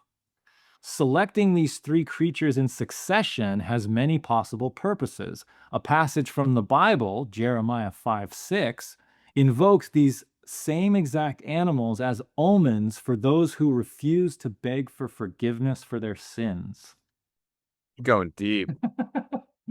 So there's a lot going on there. deep, Yeah, bro. there's a lot going on there. You got Oh the my dark God. wood, you have the beasts. The beasts are kind of these representations of potential biblical themes of, you know, not being forgiven for your sins. Of course, Kevin is religious. He's got the opening of the dog, which is like a wolf. Okay, so there's like so much going on. And this is emo Kev. He would definitely have put all this shit in there. Oh, he yeah. would be little emo Kev going, I got all these things. I see them all. I'm gonna That's get them right. in here. Only I understand all of this, and I'm putting together in this movie. And he's like, my friends are not gonna get this aspect of it, but I'm hiding all of this within here, and I'm doing the Tarantino thing and every other thing, which is like, you know, base your shit off of some really deep old fucking mythology of stuff and tell a brand new story.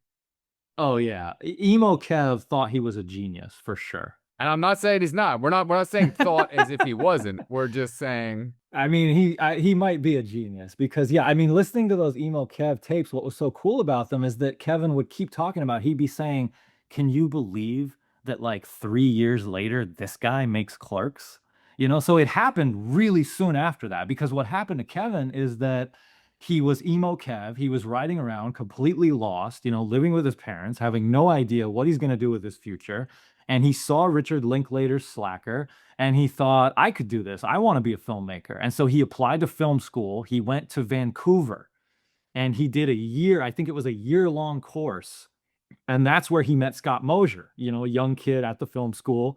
And Kevin was like super arrogant. You know, he was like, I'm going to make a feature film. I'm going to go home and make a feature film, and I'm going to make it. like most young filmmakers, we want to say. Yeah, yeah. And so he came home very quickly without very much training. You know, I think his idea was like, I just need to learn how to use a camera. He's like, just tell me which button to click, and like, I don't need any technique. I don't need craftsmanship. I'm not. I don't have anything to learn from you people. I've already read Dante's Inferno. Yeah. I know what I need to Yeah. do here. And so he went back to New Jersey and he wrote this script, and this is the script, and it's a pretty incredible script. So yeah, so right away I'm like, all right, there's all this stuff going on. So then, as the movie goes, when Jay and Silent Bob are introduced, Jay says, I'll fuck anything that moves, right? Yes. And he says, tonight we're gonna rip off that fucker's head and take his fucking soul. That's what he says. That's one of his opening lines. Okay, so how is you're like, and in line of 125 of Leviticus, like where are you going to next? You have this mapped. In Clerks 2:34, Jay says, yeah, it's the dogma. It's Kevin Smith's dogma. Well, that's what I wanted to bring up earlier as well. When yeah. So the very next thing, so the guy calls him a merchant of death, right? There's like this little revolution inside of the store. And the next thing that happens is that Veronica, who is Dante's girlfriend, comes in and saves him with what? A fire extinguisher, something that puts out flames, right? To tame the inferno. And yeah, and she shoots this fire extinguisher. I just have to say it. Go ahead. This is why we have a podcast. He's in the building. But I thought it was so cool how Veronica does it, because first of all, Dante's a little bit of like, he's this guy who kind of takes the back seat. He's not taking the initiative. He kind of needs the woman to save him, right? But the other cool part about that is that it's love. Love saves the day, right? What comes in and saves him? It's his girlfriend, the woman who loves him. Because what you're going to get to by the end of this movie, okay, we can talk about Clerks 2 and 3, but at the end of this movie, Dante is going to realize that he loves Veronica, and it's the love that kind of saves him. And so the fact that she comes in and saves him in this moment, I thought was a perfect way to introduce the character. Irrespective of the 37 dicks. Right. Irrespective of that. He has to get over that. That's his internal thing that he's got to deal with. Yeah. So Dante is a character who is always in search of love. And his line, the famous line, which is so funny. I mean, the last time he says it, I'm not even supposed to be here today. That final time he says it, which is when he's fighting with Randall. He's like, I do know what the worst part is? I'm not even supposed to be here today. And it's just like, oh my God, I cracked up. It's such a funny line, but I thought, that line also to me points to death, because this idea of I'm not even supposed to be here. It reminded me of, there's a movie Bullet Train with Brad Pitt. I don't know if you're familiar with this movie. No, I am. I like that one scene where they drop the needle and it goes through the hand, and then he takes it and stabs it back in. Like, there's some interesting things in the movie. I loved that movie. And there was this idea at the beginning of that movie where Brad Pitt... It's not on the list. It's not on the list yet. I think I put it on the list, yeah. Did you really? Pitt, I think so, because I really love that movie. It might be on the list. At the beginning of that movie, the Brad Pitt character, he's offered a job that he wasn't going to take. Very similar to Clerks. He's not even supposed to be here today. And he's not even supposed to be here today. And whereas here, it's on the train. And what ends up happening over the course of that movie is that all the other spoiler alert, by the way, all the other characters on the train end up dying. And the only one who makes it out is the Brad Pitt character. Why? The guy who wasn't supposed to be there. Because he wasn't supposed to be there. So this idea of like fate. He wasn't supposed to be there on that train. It's like the idea of avoiding death. It's like being marked for death. Like the Grim Reaper comes and says, it's your time, right? But you say, but I'm not even supposed to be here. It's not my time because I'm not actually supposed to be here. And then that goes to the end of Meet Joe Black, which also has Brad Pitt in it as well. Right. So there's connections we're making. But wouldn't that be the first thing that you would say if you woke up in hell? You would say, I'm not supposed to be here. Anybody who wakes up in hell goes, no, I wasn't that bad. I'm not supposed to be here. That would be the first, denial, anger, bargaining, depression, acceptance. The whole fucking, that aspect, which is whatever, bullshit or this, not, or whatever. But that first denial aspect is, I'm not supposed to be here. That's right. And Dante, by the end of this movie, I do think of him, at least in the context of this movie, as a hopeful character. You know, he's a character who he actually does sort of figure some things out, and he finds love, and he admits to himself, I do love Veronica. And even though Randall kind of messes it up for him, you know, we can talk about the ending, but I do think of him as a character where he embraces love and he finds the love inside of himself. So this idea of like, he's not supposed to be here. Yes, he's not marked for death, you know, not yet. Right. And so he's avoiding all of this. He's going to escape. I see the first film as he's destined to escape this place. I see the first film as very much a direct mirror of Kevin himself. The fact that I see Dante as like, he's going to go on and become Kevin Smith. He's going to go become a successful person. You know, he's going to make it out of this convenience store. He is being a douchebag with 2 different women, though. We do have to point that out. Totally. But I think that's something about being young, and I think Kevin definitely drew on inspiration from his own life. I know, and I think that's great, but it's something to character point out of guys and girls can do that type of thing when they're very young, and that it's a messy type of thing. But he's not a perfect character in any way whatsoever. I just want to point that out. He's purposely making him flawed. Oh yeah, totally. But I think that's why he's stuck in this position, and that's why the whole course of the film is this struggle of like, I'm not even supposed to be here. I'm not taking responsibility for myself, you know. I'm not taking responsibility. That's exactly what it is. And that's why like I love when Randall like gets the call out on him on that. Like it's very important that he's going through life going, "Oh, I'm not supposed to be here. Oh, but that's my excuse. It's okay." He's not facing the fact that, yeah, you are here. Just fucking deal with it. Yeah, so the shutters are closed, and we know from the making of the movie that that was actually more of a logistical thing where it was so that they could shoot at night, okay? But yeah, but the metaphorical thing, But let's see. Let's in see. the context let's of see. the movie, In the okay? context of the film, everyone drink. The idea that the shutters are closed and they're locked, they're stuck closed. This is a place with no sunlight. There's no light here. There's no hope, right? This is a hopeless place. And famously, what is written above the gates of hell in Dante's Inferno? It's the line, "Abandon all hope, ye who enter here." There you go. Wow. So, okay.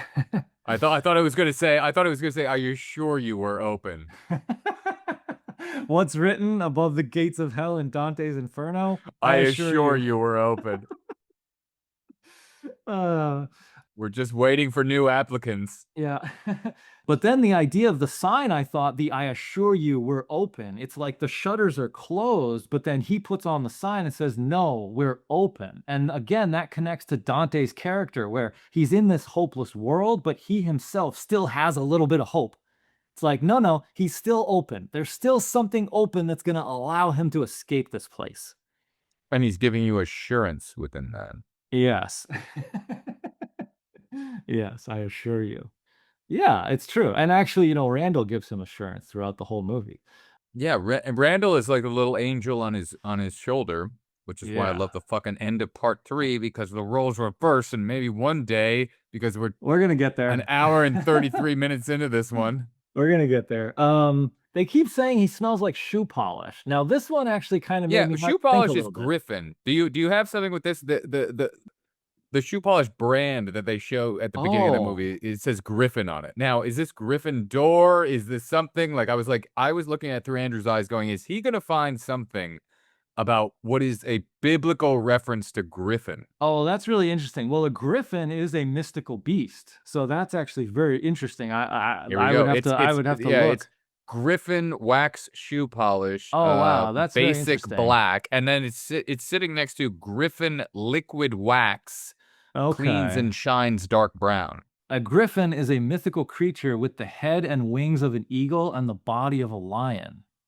Now, what did I say? What was my quote here from Faith Lee? She said, one of the creatures is a lion. So that Dante meets in the Inferno. So that's interesting. I just had to pat myself on the back for at least giving a little bit to this podcast when it comes to mythical lore and biblical knowledge. I have to give myself a little pat with the Griffin shoe polish. I didn't catch that, but I kept thinking with the idea of shoe polish, they keep saying like, what smells like shoe polish? It's like there's this smell. The smell, it's mentioned like 6, 7 times. It's nonstop. Yeah. And I was thinking of it like almost like the smell of sulfur, like the smell of death. Like the smell of death is in the air. It's like this unpleasant smell, and everybody's smelling it, and they're like, what is this smell? And it's like you can't quite put your finger on it, but just something, it's like everything's off in this place. You know, it's in black and white. It smells like shoe polish. And I don't know what the ingredients of shoe polish are, but I'm sure it has like a kind of unpleasant. Oh, it'll give you a fucking headache. Yeah, it's like you ever have your wife do her like nails and use the nail polish remover? Okay. Right. It's like that. It's I get a massive. Certain people get a very massive headache from that. It's brutal. Yeah. Dante's name, of course, is Dante Hicks, which I just kind of thought was like a hick, you know, like a country person, kind of like a simple person, right? But then Randall's last name is Graves, which of course is death. All right. Here we go. So the movie is obsessed with sex also, right? This is a movie that has sexual conversation over the entire movie, and there's even a scene where someone has sex with a dead body. All 3 of the films have, yes. And so the idea of sex and death, to me, we talk about that very briefly in our Casino Royale episode, because I said how James Bond is a character who has a lot of sex, and he also has a license to kill, and he kills with a gun, which is kind of like a phallic symbol. And so there's this idea of sex and death, which is the connection. Now, there's a phrase that the French have called "le petit mort," which means the little death, and they call an orgasm the little death. Is it always little? Well, it's a little death, right? Yeah, The death part is the little part, okay? Okay. Sometimes it can feel pretty big. Can't you have a big death? That's true. Like some deaths are like, big death, and some deaths are like, wow, that was a really good death. Yeah, I don't know what's French for big. I don't know. Grand, le grand mort. I don't know. Sex, I just quickly kind of Googled this, and it says sex equals You creation. Googled sex, or what? You have to I had to look that up. culminate here and say what you specifically Googled, because you can't just go like, I Googled sex, and then I mean, what sites were you thrown into? Yeah, I said, please Google, tell me about sex. What is this thing? Yeah. Yeah. What this is the research we do going into the podcast. Oh yeah. Yeah, it was really fun. And it said sex equals creation and death equals destruction. The two are opposites, but part of the same cycle. In reproduction, an individual's genetic line survives, but the self is finite. The act of creating life reminds us of our own mortality. In a sense, every sexual act is an echo of death, a yielding of the self to something beyond, whether it's reproduction, ecstasy, or passing on of a legacy. The French, for an orgasm, they call it a little death, because orgasm involves a loss of self, control and identity and consciousness, much like death. There's a brief dissolution of the ego. This psychological surrender often mirrors death in its intensity and aftermath, a return to stillness, silence, and vulnerability. Okay? That's a very, very nice way of putting that. That's really good. It was very well put together. Yes. There's a lot more. There's something to do with religion. Many religious traditions cast sexuality as a fall from grace, linking it symbolically to mortality, like Adam and Eve gaining knowledge and then becoming mortal. Wow. Okay. Well, there's 8 billion people on the planet who would disagree with that. But It's interesting. It is interesting. It is very interesting. And then it says the human awareness of death coincides with our awareness of sexuality. Right? So the idea that like when we hit puberty, we start to become aware of sexuality, and that's also when we start to become aware of death at the same time. It's like, we can reproduce, but we can also die. And those are two ideas that actually formulate in your mind simultaneously. Right. And just to quantify there, I wasn't saying there's 8 billion people that will disagree. I'm just saying there's the proof of 8 billion people that would showcase a disagreement. Anyway, so I just thought that was interesting because this is a movie that, you know, I think the movie links those two also, because you're going to end up with a scene that's like one of the most kind of wild, shocking scenes when the girl actually has sex with a dead body, and I could talk more about that at that time. Which we never see. Right, In and a we don't very see it. much Tarantino way where you never actually see the ear cut off. Right, and it's in the darkness, yeah. When he finds out that Caitlin is engaged, I also one thing that I also loved about this movie is I mentioned, like, how rock and roll it is, and I thought I don't know if you noticed the song lyrics. The songs that Kevin picked. I don't Oh, know if they were written for the I movie. love yeah, no, I do have to say that though. I love he's using songs in this movie the way that Scorsese finally started embracing certain songs in Departed. They just smash cut hard, boom, you're in, and then cut off. Next scene's happening right now. And when he did that, and when I was rewatching this time, I was going, I remember how I felt watching The Departed the first time, going, oh, a door opens and the song immediately cuts off. And I saw so many directors starting to do that after that. And rewatching this, when he did it, I went, oh, that's so Scorsese right there. And I went, oh, wait, hold on, 1994. What am I talking about? Yeah, it was fantastic, and I noticed that the song lyrics would really correspond with what's happening in the story. So, for instance, like, when he first finds out that his ex-girlfriend, Caitlin, is engaged to someone else, the lyrics of the song playing at that exact moment actually say, "Anyone could break your heart in two. Everybody's gonna sell their soul. You're making me sick." That's what the lyrics say. And so it's this idea, of course, selling the soul, which I mentioned, but also the idea of making you sick. And they talk about cancer a lot in this movie, which is also, of course, death. Big time, right from the beginning, yeah. Yeah, right from the beginning, the gum guy says it's gonna give you cancer, and then later there's a scene where the guy who's gonna end up dying in the bathroom, as Dante is trying to change a light, he says, "Those things can give you cancer." And that's also right when the cat shits in the litter box. And so, I thought that was a funny connection because I don't know if I'd put it past Kevin to do the kind of metaphor of, like, cat equals woman, and he just found out that his ex-girlfriend is marrying someone else. It's like this betrayal, and then the cat takes a shit, right on his counter. Does that mean that the dog who yawns at the beginning is a man, and the dog is on a bed yawning at the beginning? Well, the Read interesting thing into about this. that is that, okay, if dog equals man, it opens up with him falling out of the closet. He says, "I'm tired," and the dog is on the bed, and the dog yawns. And later in the movie, Veronica brings him lasagna, which I thought was funny because that's Garfield's favorite dish, and Garfield Garfield is a is cat. known for being lazy, right? He's known for his laziness. He's known for being tired. And the funny thing about that scene is that the very next title card, right after that scene, the very next title card is malaise, right? Which essentially means laziness, which essentially means, like, tiredness. 25-year-old Kevin, that Yep. little, Yeah. oh, you little fuck. So, yeah, I mean, it's great. I mean, he's connecting all this stuff together.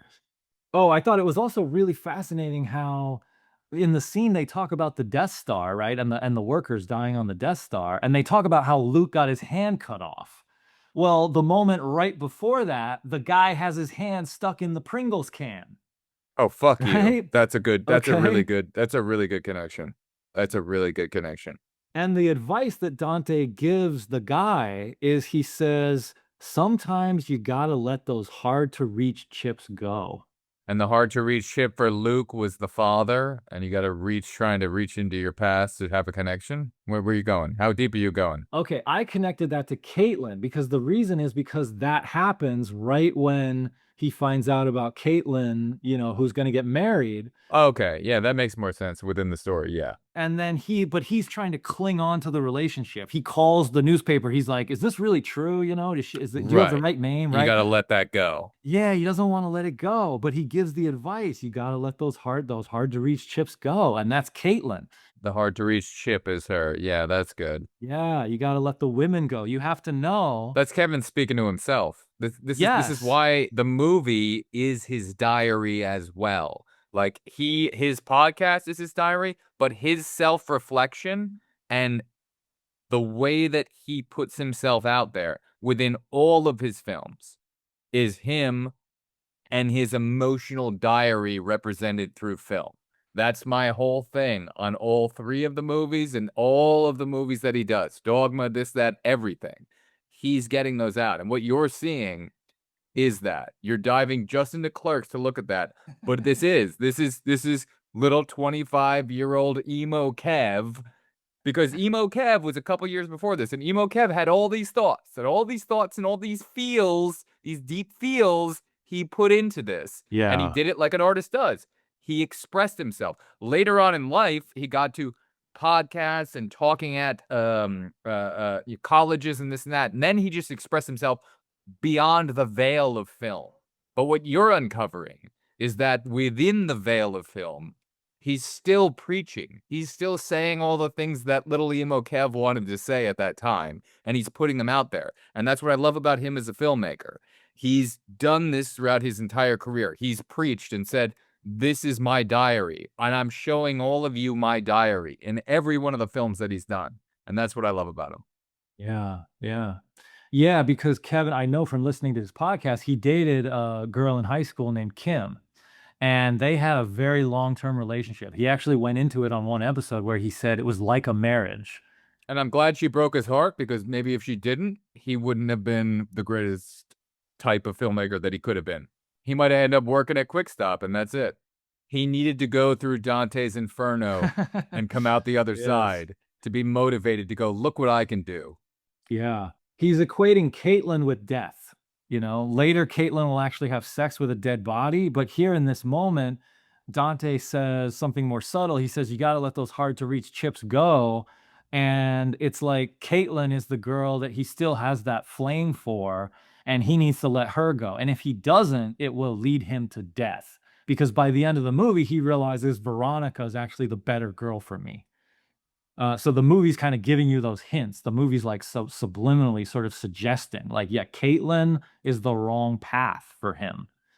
And I thought of that moment that you love in Indiana Jones and the Last Crusade, where they say, Indy, let it go. Right? You have to know when to let things go. Dude, it's big. They call out. They say, what's the line from Short Round that's said within this? No time for love, Dr. Jones. No time for love, Dr. Jones. Yeah, yeah. Yeah.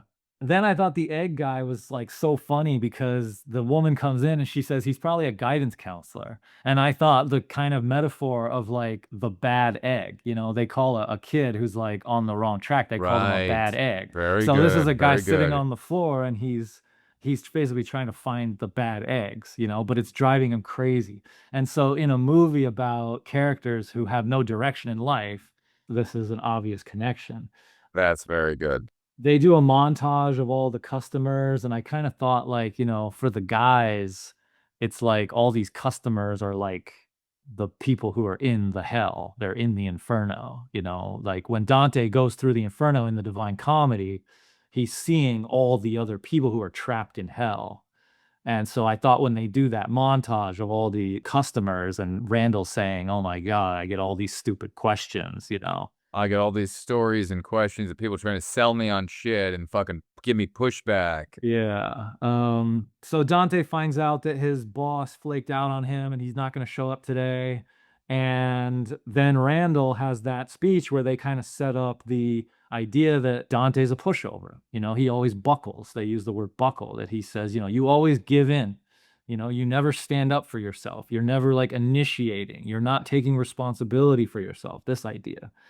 And then the immediate next thing that happens is they have the hockey game and the kid says, can I take the Gatorade? Right. And of course, Dante gives in again and he gives away the Gatorade. Tries to give a little bit of pushback, tries to go, if you do what everyone else is going to do. But then wait, hold on, fuck it. I'm going to give in. And then the song that plays right at that moment, again, going to the song lyrics, the lyrics say, being as nice as can be, they start to bring in their knives slowly, tenderly.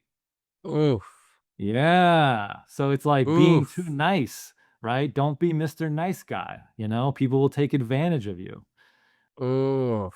And then, of course, the hockey, they play hockey on the roof. And what's hockey a metaphor for? You got something here? I just immediately thought, you're like, well, in Dante's Inferno, you know, they actually, this is the first time that they actually invented rollerblades. It's in page 750. Here we go. Where is Well, it? Well, let me ask you this: what's the name of the New Jersey hockey team? I don't know. New Jersey hockey team? I got no idea. The Devils.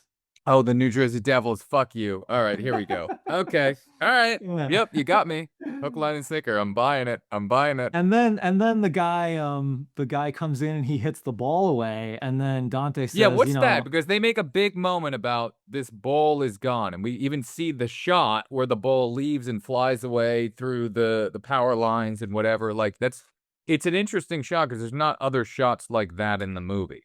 well, my just first interpretation is that the game basically gets ruined. You know, Dante wants to play this game so badly, and it gets canceled. Why? Because they don't have any balls, right? Because he doesn't have the courage.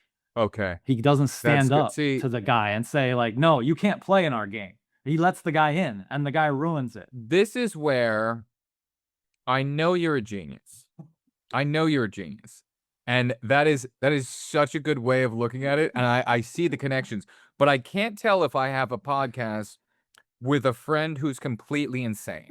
I don't know. And I love it. I love every aspect about that. Well, the reason I made that connection is because he shouts down, "Are there any balls down there?" And then Jay is like, "Yeah, I got 2 of them right here." This is right? so good. Yeah, no, you're Right? too smart for me. You're too smart for me. I have to say, this is brilliant. This is brilliant. I'm watching this as a viewer, going, this is absolutely amazing. I should be paying money to the tickets to the Andrew show. This is so good. I love the fact that Kevin, though, because I take that, I mean, that's a kind of like a fairly crude sort of metaphor, but I love that. I think Kevin's doing that on purpose. You know, I think that that's in the movie. Oh, he does crude all the time. Yeah, Oh, no, yeah, no, exactly. no, trust me. Exactly. I'm drinking the Kool-Aid. I'm Yeah, in. yeah. This is fucking brilliant.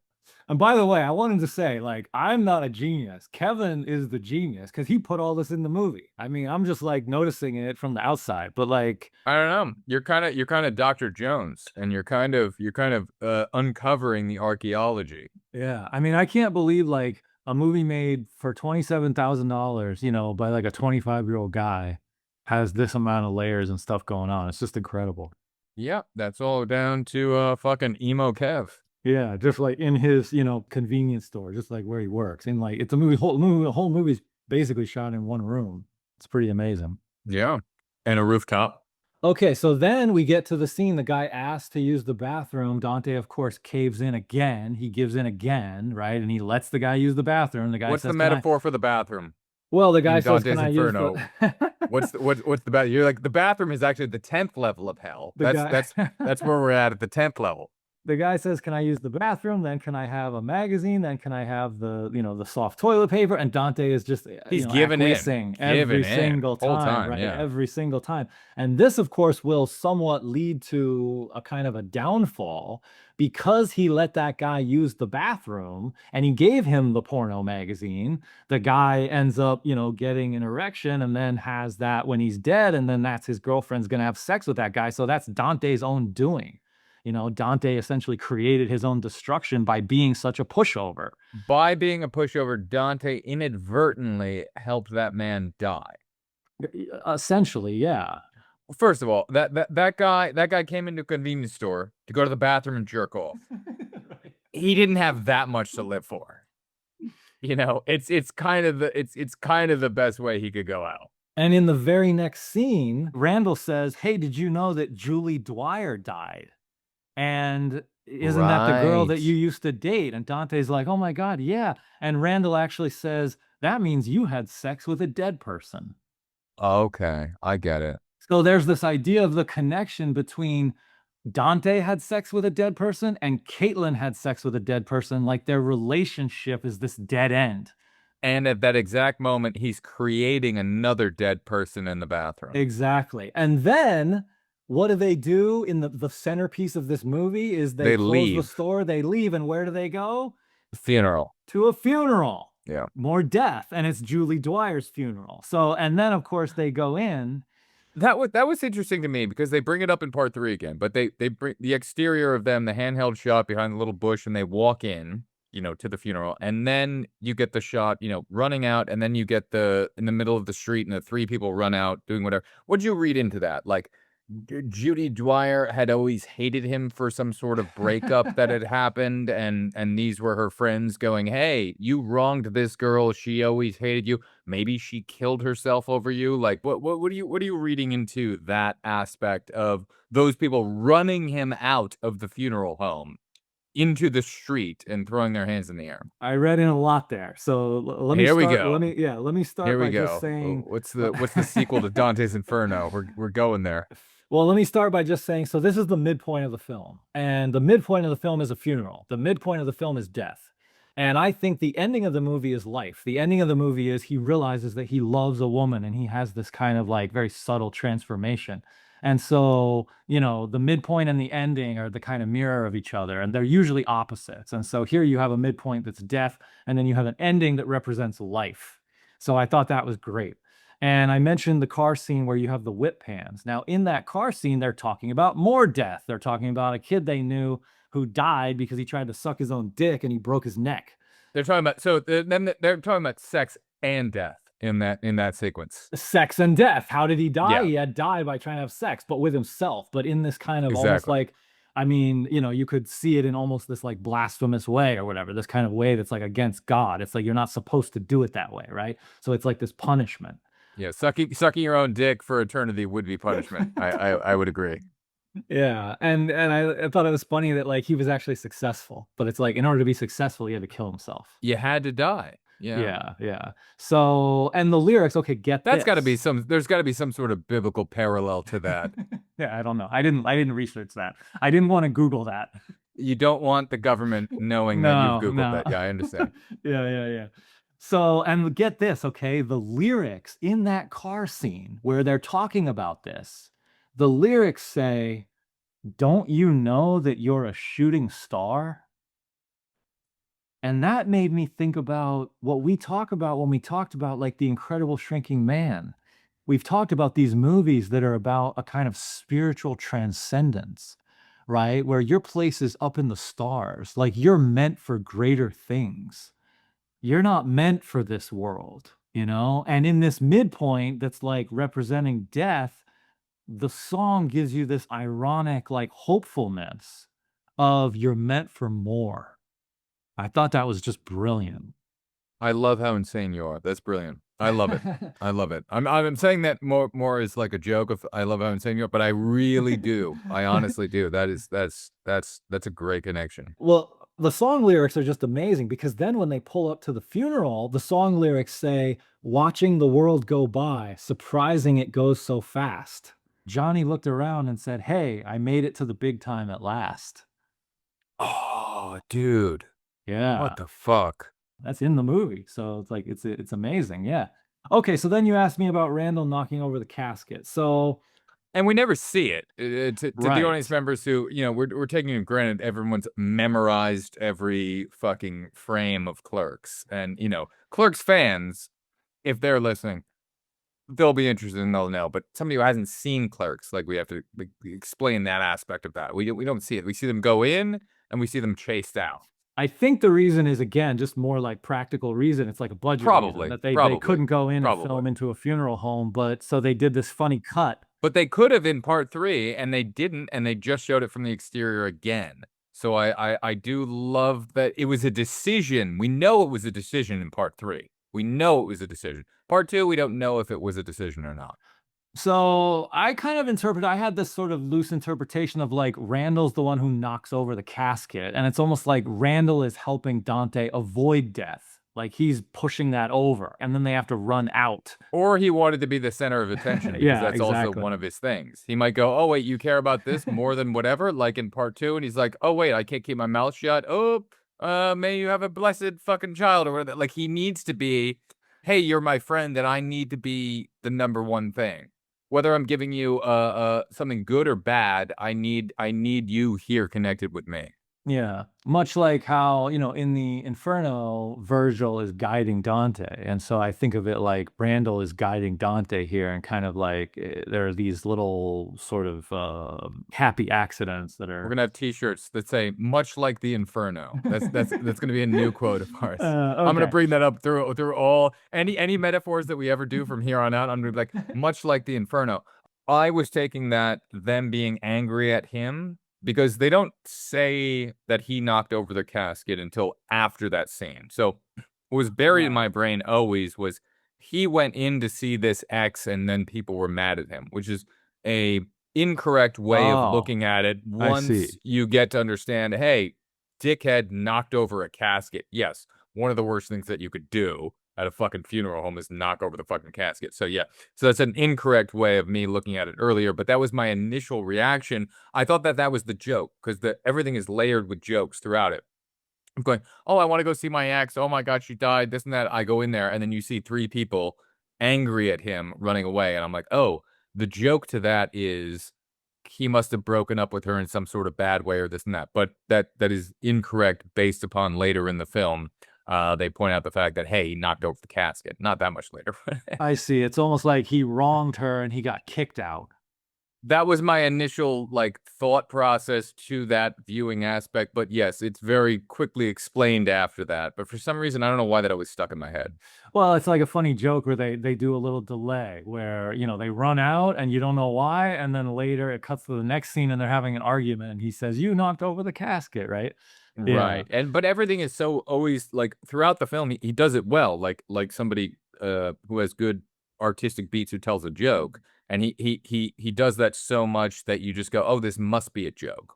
So I'm going, "Oh, the joke there prior to the explanation is that he must have had such a nightmare," and that would be funny, you know what I mean? The aspect of, like, he's pining over this girl, but all the friends hate him because he ruined that relationship, because we're seeing him in a love triangle now where he's destroying the relationship, so you can Yeah, infer that yeah. very easily to the past.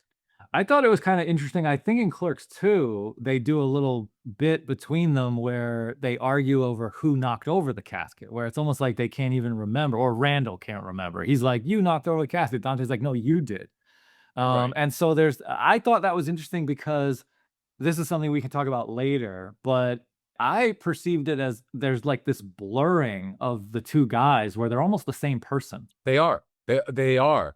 100%, 100%. They can't even remember. Yeah, it's like they can't even remember who did what. And later in Clerks 3, there's this whole debate over whose life is it. And he says, "Your life is my life. I was there with you the That's entire why time." I wanna talk about Clerks 3. Yeah, so we'll get to Oh! that. Okay, okay. But let me go back to Okay. this moment with the funeral because I thought again the song lyrics. Okay, so get this. Here are the lyrics when they run out of the funeral home. Here we go. Do you know your place in the big charade? Are you more than they? Leaders and followers. That's what the song lyrics say. Do you know your place in the big charade? Are you more than they? Leaders and followers. And first of all, the big charade is like, that's life. You know, do you know your place in the big charade? Okay. This is getting being there level. Like, we're going being there level within Clerks, Yeah, yeah. yeah, it is, yeah. And then, "Are you more than they?"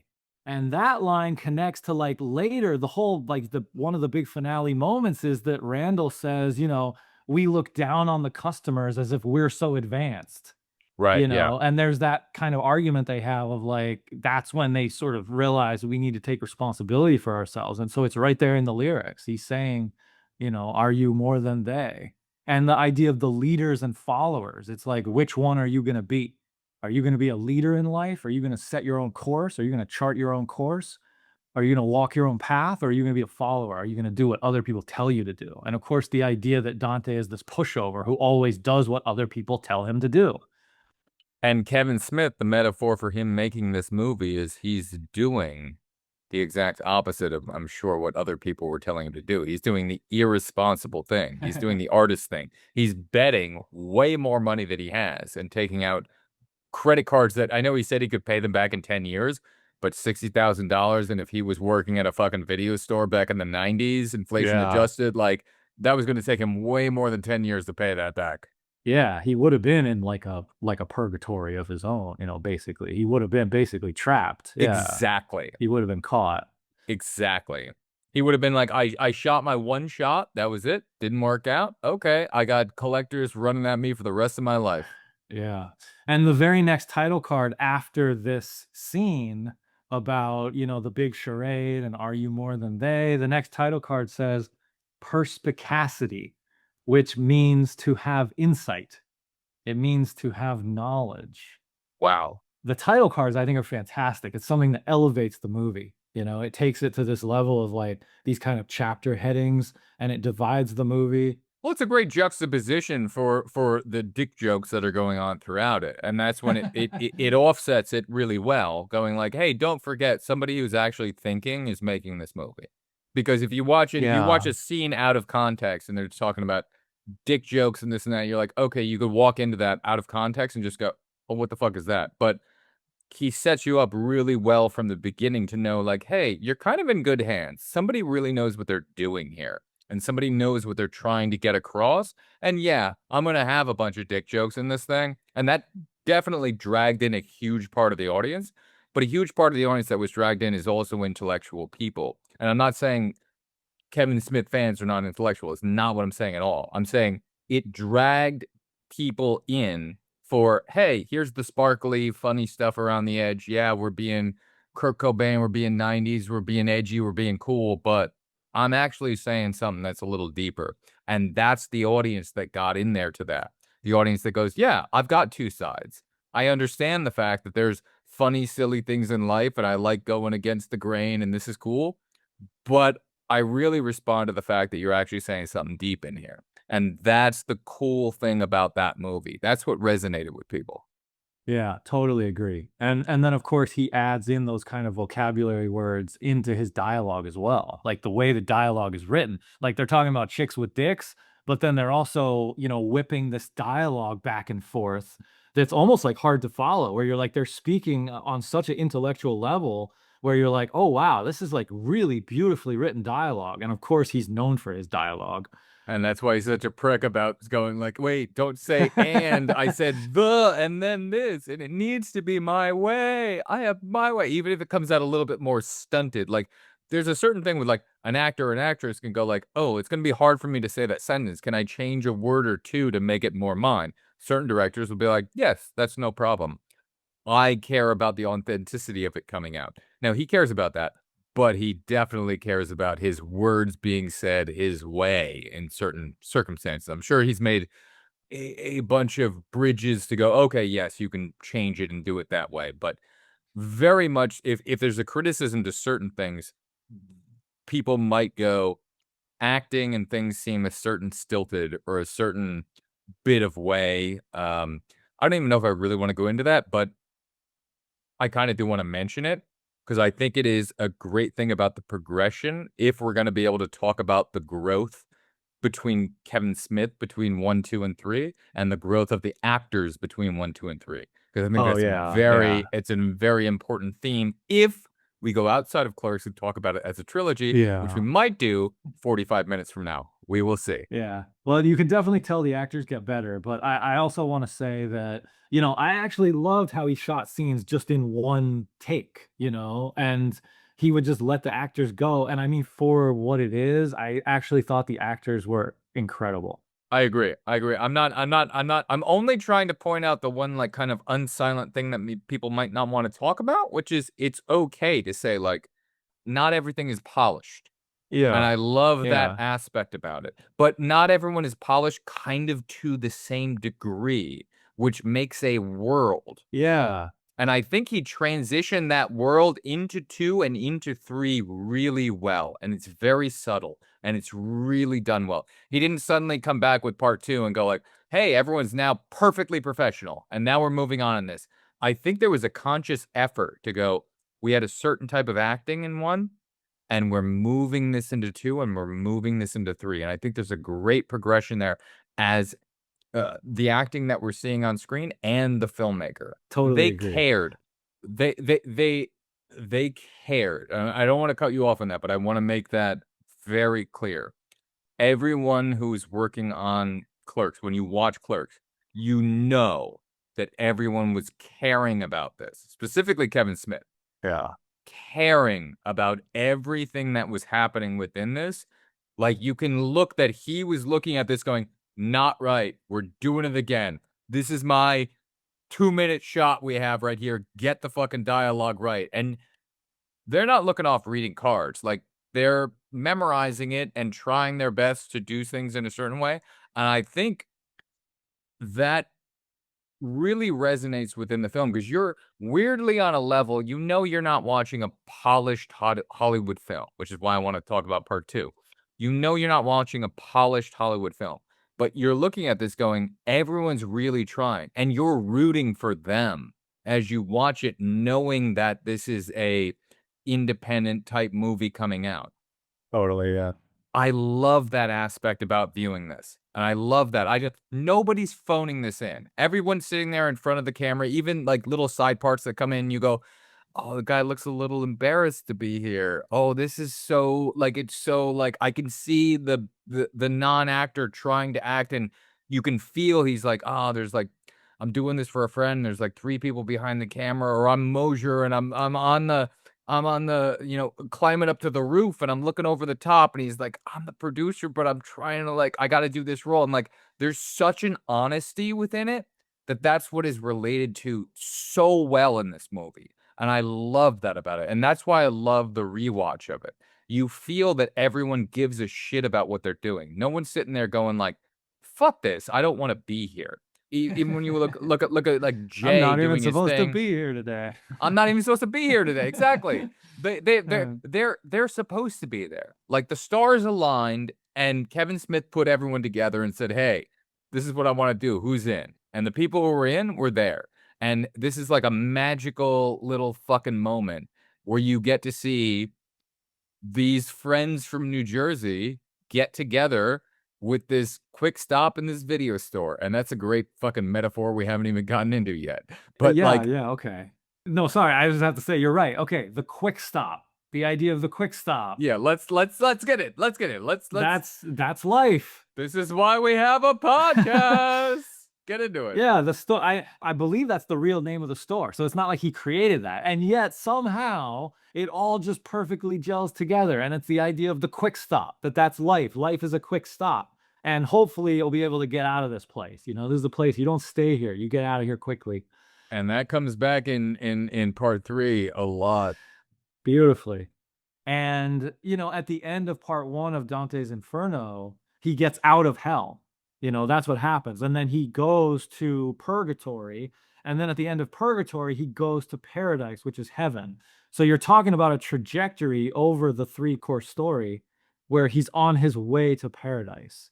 And so part 1, he gets out. And so I think that's very much Clerks 1. I like that. And I almost want to bring up a point there of in part 3 that specifically the quick stop has 1 3/4 wide angle shot of the exterior of the quick stop in part 3. And that's the first time that happens, where he's always shooting the front of the quick stop from a straight on angle in 1 and 2. And you're seeing it there. And the third one, right at the opening, he shows it off to the side. And it's a screenshot I sent you when I was watching those. And I was like, oh, I want to mention this because there's something important about that. This means something. I don't know what, but maybe that has to do with his ascension as well as a filmmaker. I don't know what he's trying to do there, but it's very deliberate in that in 1 and 2, you were very specifically always showing the quick stop, straight on, and you weren't really showing a wide shot of here's where, at least in the first one, here's where the VHS story is, and here's where the quick stop is. I had always thought that they were swapped. I had always thought when watching the first film that if you walked out of the quick stop and went to the right, that's where the VHS, store was next to Okay. it. And it's not there because it's not like No. staged in a wide shot. But I didn't Okay. pick up on that until rewatching.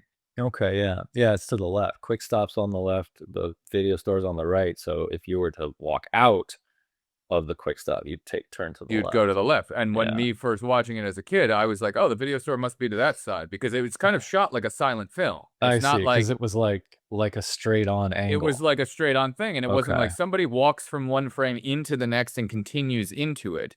You kind of get the orientation of that better as you watch the Mm. sequels. But I don't think it's Yeah. set up in the first, and I don't think it needs to be. I like the fact of that, but I Mm. was very thrown when I finally was like, oh wait, that's the way I it see. is. I Okay. see.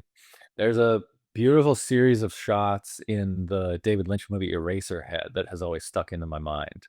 and it's where he shoots the buildings like that, where they're like it's like straight on, like a parallel angle, and so you get the flat geometric shapes, and it's like the main character just walking down the sidewalk, but he shoots it against all of these buildings. And so yeah, that's how Kevin shoots the quick stop, is it's like this kind of flat, angle. Yeah, just like Kubrick. Yeah, which is interesting. Actually, I mean, the idea of the flatness, I mean, that is kind of interesting too. Again, another connection to sort of like the death idea of like, we're not going to show you dimension, right? It's like looking at a photograph, right? It's like a two-dimensional photograph, kind of like the end of The Shining, right? We go into death. Okay. Oh, we're going deep. I love it. Okay. The amount of connections that we draw between Kevin Smith and Kubrick is incredible, by the way. That's true. I just want to say about the title cards too that I watched it with Hazel, and she's English as a second language speaker. She was born in China, speaks Chinese as her first language. So every single title card that came up, she asked me, "What does that word mean?" And the thing about it is that I knew what some of them were, but even I didn't know, like half of them. Did you at least just make it up and be like, "Oh, that means dick cheese"? Like, did you at least? So I ended up having to Google like most of these words. And I thought, I knew vilification, I know catharsis, but I don't know the word perspicacity. Well, you should have called mom. Don't look it up. Call mom. What are you doing? But can you imagine sitting in a movie theater and having those words go by? So it's like the movie almost invites you. You'd be like Amy Talbot, and you just go, you know what? This must be above my head. This is pretty. You know what? If only in Sky did you put in title cards that said perspication and random other things, she would have recommended you. Don't worry. That would have happened. Yeah. Do you know what's actually funny about that is I did a second version where I added in title cards, and she didn't see that version. Yes. I remember. You're right. I remember that. Amy Talvin didn't see the version that had the title cards. Bringing it back around. I wish that she had seen the version with the title cards, because I thought, to me, the title cards elevate Sky, and I think that it's a better version with the title cards. And that's the same with Clerks. Wait, did you do that? Did you do that because of Kevin Smith? Did you do that because of Kevin Smith? Okay. I had the idea of adding the title cards earlier in the edit, but I think I just ran out of steam. I was just like, I wanted the edit to be done. And later that idea came back again, and I was like, I'm going to add in those title cards, because I had the idea, the little boy, he goes down to the subway, and I was listening to the Simon and Garfunkel song that says, "The words of the prophets are written on the subway walls." Written on the subway walls at Tenement Hall. Yeah. Yeah. And I heard that, and I was like, oh, that would go so The Sound of perfectly Silence, into yeah. Sky. Yeah, Sound of Silence. And I was like, that would go so perfectly into Sky. And I thought, but I wonder, like, how would I just cut to one title card? And, every idea begins with like a little seed, and that was the seed. And then I thought, well, I can't just cut to one title card. So what if I cut to multiple title cards? And I thought, let me just use all song lyrics. So then I started searching like song lyrics, and I was like, I'm going to put title cards up periodically throughout the film using song lyrics that everybody knows. They're really good, yeah. But it's going to inform what is happening in the film, and I think it elevates the movie. And so yeah, I'd love for Amy to rewatch it actually with those title cards. I think she might like the movie more. It's great. Do you know who also used title cards? Kevin Smith and Clerks. Kubrick. Tuesday, Wednesday, Saturday. That's right. Yeah, and The Shining. Yeah. Yep. This episode is brought to you by Rewind Society, a private club for analog purists and those who still believe the tracking knob was mankind's greatest invention. Each month, members receive a hand-labeled, unmarked VHS tape in the mail. What's on it? That's not for us to say. Could be a taped-over broadcast of WCW Nitro, a local furniture commercial from 1992, or something that was never meant to be recorded. All we ask is that you watch it alone, at night, and please, be kind, rewind. Apply now at Rewind Society. Use code Andrew and Greg .tapehiss to skip the beta testing waitlist. Rewind Society. The past is calling. Pick up a landline. Okay, so back to Clerks. So then there's the scene with Rick Darris, who's the trainer, and he says to Dante, "You're out of shape."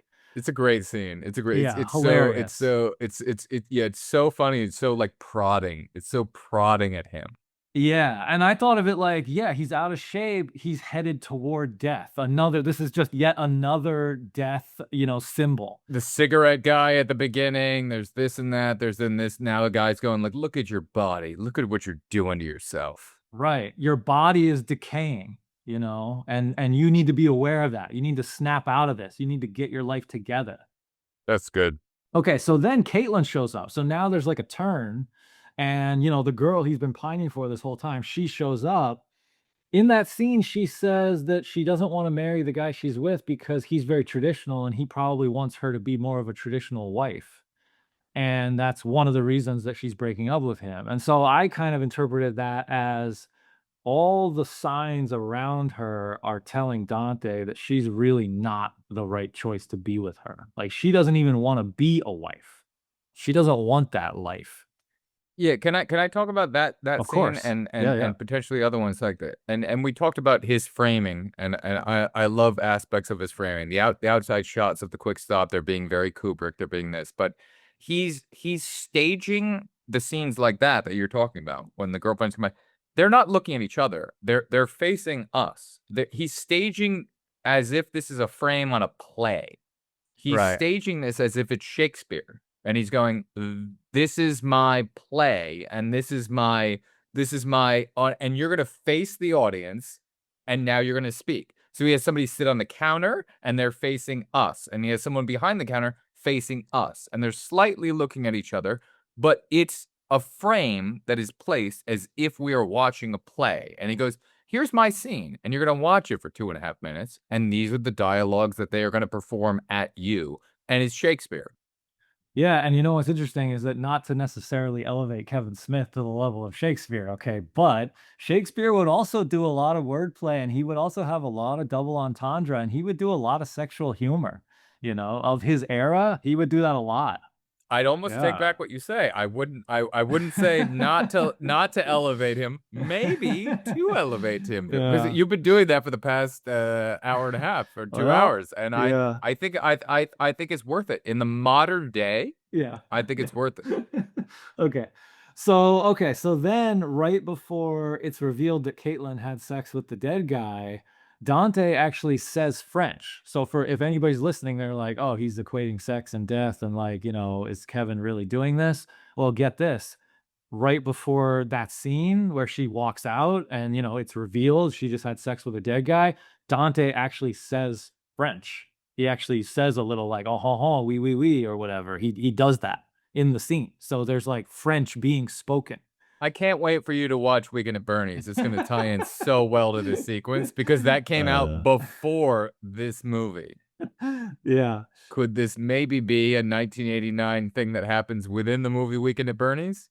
Oh, okay. Does that happen? Okay. 6 years before this movie came out, if I'm doing the math right. Oh, okay. Yeah, Okay. Yeah. maybe. Well, we know Kevin was inspired in Clerks 2 by the movie Bachelor Party. So yeah, so maybe he knows his yeah. movies. He knows his 80s comedies. Yeah. He knows what's funny, and he knows how to take it to a next level where you see a corpse with the sheet thrown over them and a fucking giant fucking erection sitting there in the middle. It's a brilliant shot. Yeah. So I kind of said this already, but obviously Caitlin thinks it's Dante in the bathroom, and then Dante had sex with the girl who died earlier. So it's like they both had sex with a dead person. And Randall has an interesting line where he says, he says about Caitlin, he's like, she'll get over it. And he goes, my mom's been fucking a dead guy for 30 years. I call him dad. And I thought that was interesting because it's this idea of like that Dante would basically become that guy. Like if he ended up with Caitlin, he'd just be a dead man. He would just be the dead guy who's just laying there. And I think the implication is like his life would go nowhere. And so this is to me, it's being framed as like, this is clearly the wrong choice. That's very good. Yeah. So then they do the salsa shark scene, Jaws, your favorite movie. Which just, I love that aspect, but it freaks me out because I don't like soggy food. And I watch him move the chip around going like, I'm so glad he doesn't bite the chip. Like, that's my biggest Yeah. fear about the way this is like the Hitchcock bomb theory. When you go, "Hey, there's a bomb below the table, now people are gonna have a conversation." My bomb that whole time, every time I watch it, he's going like, "Please don't bite the chip." I know he's not gonna, but I'm like, "Please don't bite the That's chip." good. Yeah. It's a soggy chip, and it's a Doritos chip. It's the Doritos bag is on the left-hand side. I don't know how you're gonna relate that to Dante's Inferno. I'm sure it's coming up in some sort of way whatsoever. Like, actually, Doritos in Ezekiel 25:17 Didn't means you know that Dorito is an Italian word? yeah, exactly. Yeah. This is the Italian depth of the way that we're going here. But I watched that going like, oh no, please don't. And he's touching it over and over, and it's spinning and spinning. I don't mind it when I know he's not going to put it in his mouth. But when I think about and that's just my own thing. Anyway, any Yeah. other fucking weirdo psychos out there who don't like soggy food, comment below and subscribe. Well, this is the real low point of the movie. This is when Dante says, "I'm stuck in this pit working for less than slave wages," right? Okay, the pit, obviously, right? Okay, Like here the we go. circles of hell. And Randall says to him, "You know what your problem is?" And he says, "I was born." Okay, so his problem is that he was born. So again, life and death, the connection of death. That his problem is life. And it's like he wants to die almost like at this point, because this is the real low point. This is when he like lists I think it's when is this the scene where he lists it's like he lists every single thing that has gone wrong. And Randall guides him through. Randall says, "Shit or get off the pot." And my mom's been fucking a dead guy for 30 years. I call him dad. And it's also the idea that in life, sometimes you could be doomed to repeat the mistakes of your parents, that sometimes your parents have this influence over you. And Dante actually says, he says, "My mom once told me a story where, I didn't open up the toilet lid as a baby. So I just shit my pants." And it's almost like that story haunts him. It's almost like his mother brainwashed him, like, "You're a loser." And it's like he has this image of himself, like, "That's who I am." And then Randall says about his dad. So one of them mentions the dad and the other mentions the mom. And if you kind of take this idea of like they're the same person, and then it's kind of like their mom and dad are two people who, have not inspired them. And they're both still kids, essentially, who are like confused, who don't really have the proper guidance. Kids who are confused, 100%, I get that, but you can also look at that same thing as the fact of like, okay, someone else didn't do something for me. Someone else didn't make my sandwich today. Someone else didn't bring me lasagna. If somebody else is not doing something for me, I'm not going to take responsibility. I'm just going to shit my pants. Well, you could have lifted the lid yourself. You know what I mean? Like there's an aspect in there to that of just going, we're pointing out the fact that you're not going to take responsibility for yourself. And you're going to, if somebody else doesn't do something for me, I'm not going to take the hard path. Like it's another metaphor or something to that. I don't know. I mean, we've gone Dante's Inferno. I could say whatever I want now. We're talking Dante's Inferno. And I also thought it was funny how Dante says, "I don't have the ability to risk the comfortable situations on the big money and the fabulous prizes." Yeah, and you also can't risk the fact of lifting a toilet seat. So you know what I mean? Like it's very humorously and funnily talking about people who are not accepting any sort of responsibility. And they're sitting out there going, they're pointing fingers, going, everyone out there, all of you out there, you're the reason I'm not X, Y, or Z. You are all the reason. And that's all of part one. That's the 90s angst that's going on there. And that's what he's pointing out within that film. Yeah, it's like, it's my dad's fault, it's my mom's fault, it's whatever, it's Caitlin's fault, or right, it's Veronica's fault. Yeah. Anybody but me. Anybody but me. Yeah, it's Randall's fault, and Randall says it's Dante's fault. Yeah, everybody, right. Everybody's pointing fingers and blaming. Denial, anger, bargaining, depression, acceptance. Like this is the theme of the trilogy going on here. Yeah, in that moment, I really saw them as kids. I really was like, oh, I see. It's like they're kids who haven't really gotten over whatever happened to them with their parents, however their parents treated them, whatever their childhood experience was, they feel like they're stuck in that. They're looking to blame anyone else. And the great part about the whole theme of that movie is like Kevin Smith is somebody who's smart enough to get all of that, and he's putting all of that in here, and he's smart enough to know that that's not reality, and he's putting it in here in his film to showcase that to you going, "I went through this," and I love the perspective that you pointed out of fucking emo Kev. He's going, "I'm making a movie for emo Kev, telling emo Kev to wake the fuck up." That's what this movie is. Yeah, yeah, totally agree.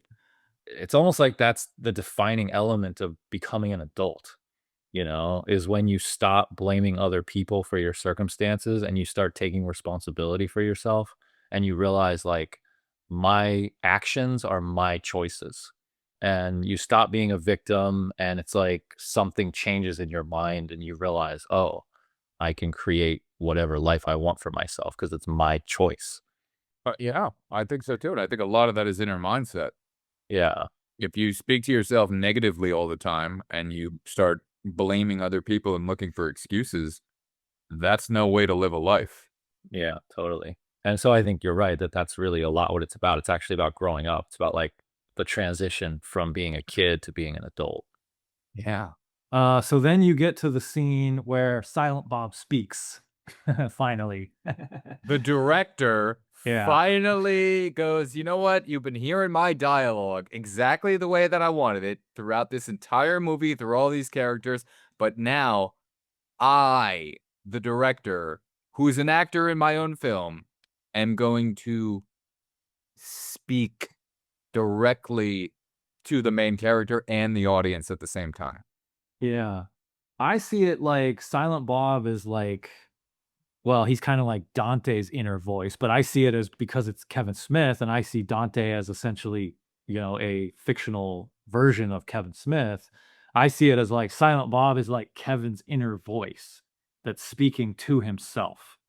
He's that deep part of you that knows the truth, that knows the answer, and there's all these layers of shit over it, that are covering it up, and you haven't gotten to the truth. And, slowly as you go through these circles of hell, you kind of make your way through and you finally get to that point where you're open enough to the fact that maybe what this person just said to me is actually like the secret to the universe. Because that's after the scene where he has a fight with Randall and he's more vulnerable in that moment. So he hasn't had his full like arc yet, but he's going through the arc. And Silent Bob, the message that Silent Bob gives him is a message of love. So he says, I there's a lot of fine looking women, but they don't all bring you lasagna at work. Most of them just cheat on you.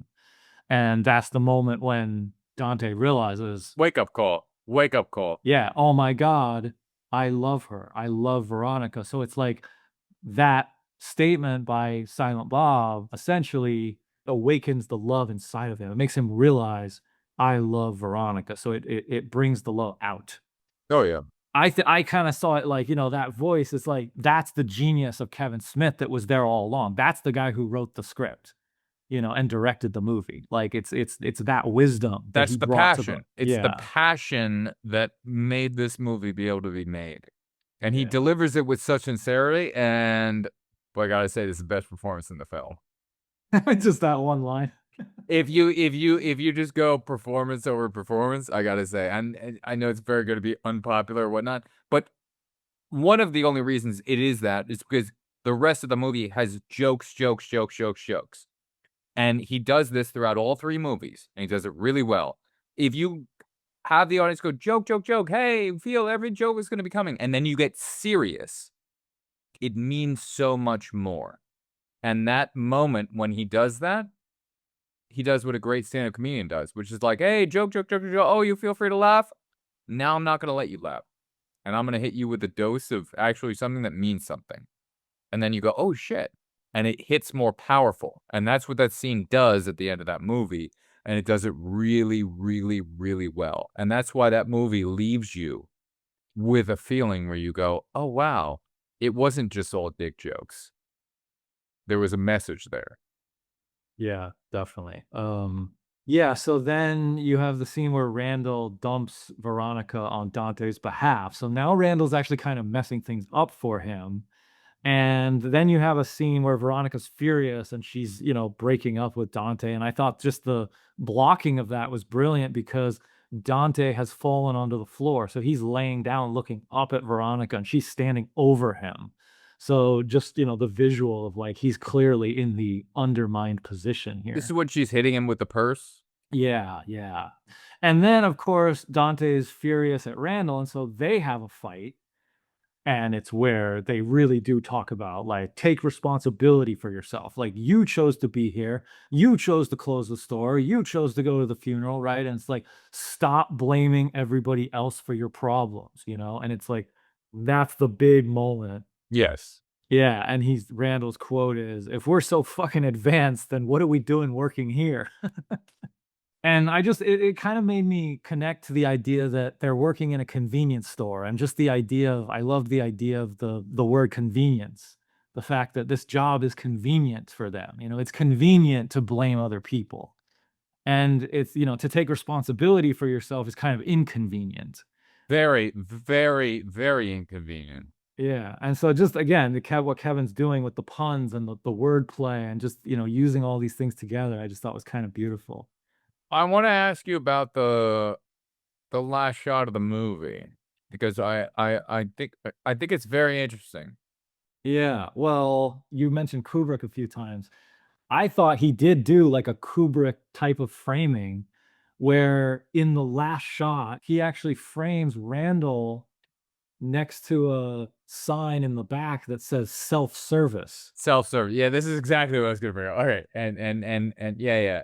And then Dante is framed against a newspaper that says world's fattest man weds tiniest woman. Yeah, this is what I wanted to ask you about, because they shot this movie over like the course of 32 days, 37 days, whatever the fuck it was. That world news, world's fattest man weds tiniest woman, is set up at the beginning of the movie when he first enters doing his little dance and doing his little thing. So they paid attention to making sure that the fact that that newspaper that was there at the beginning of the movie is going to be in the ending shot of the film. Okay. It's not accidental, because if you shoot over the course of 30 days, that newspaper, if they're just shooting there at night, would change.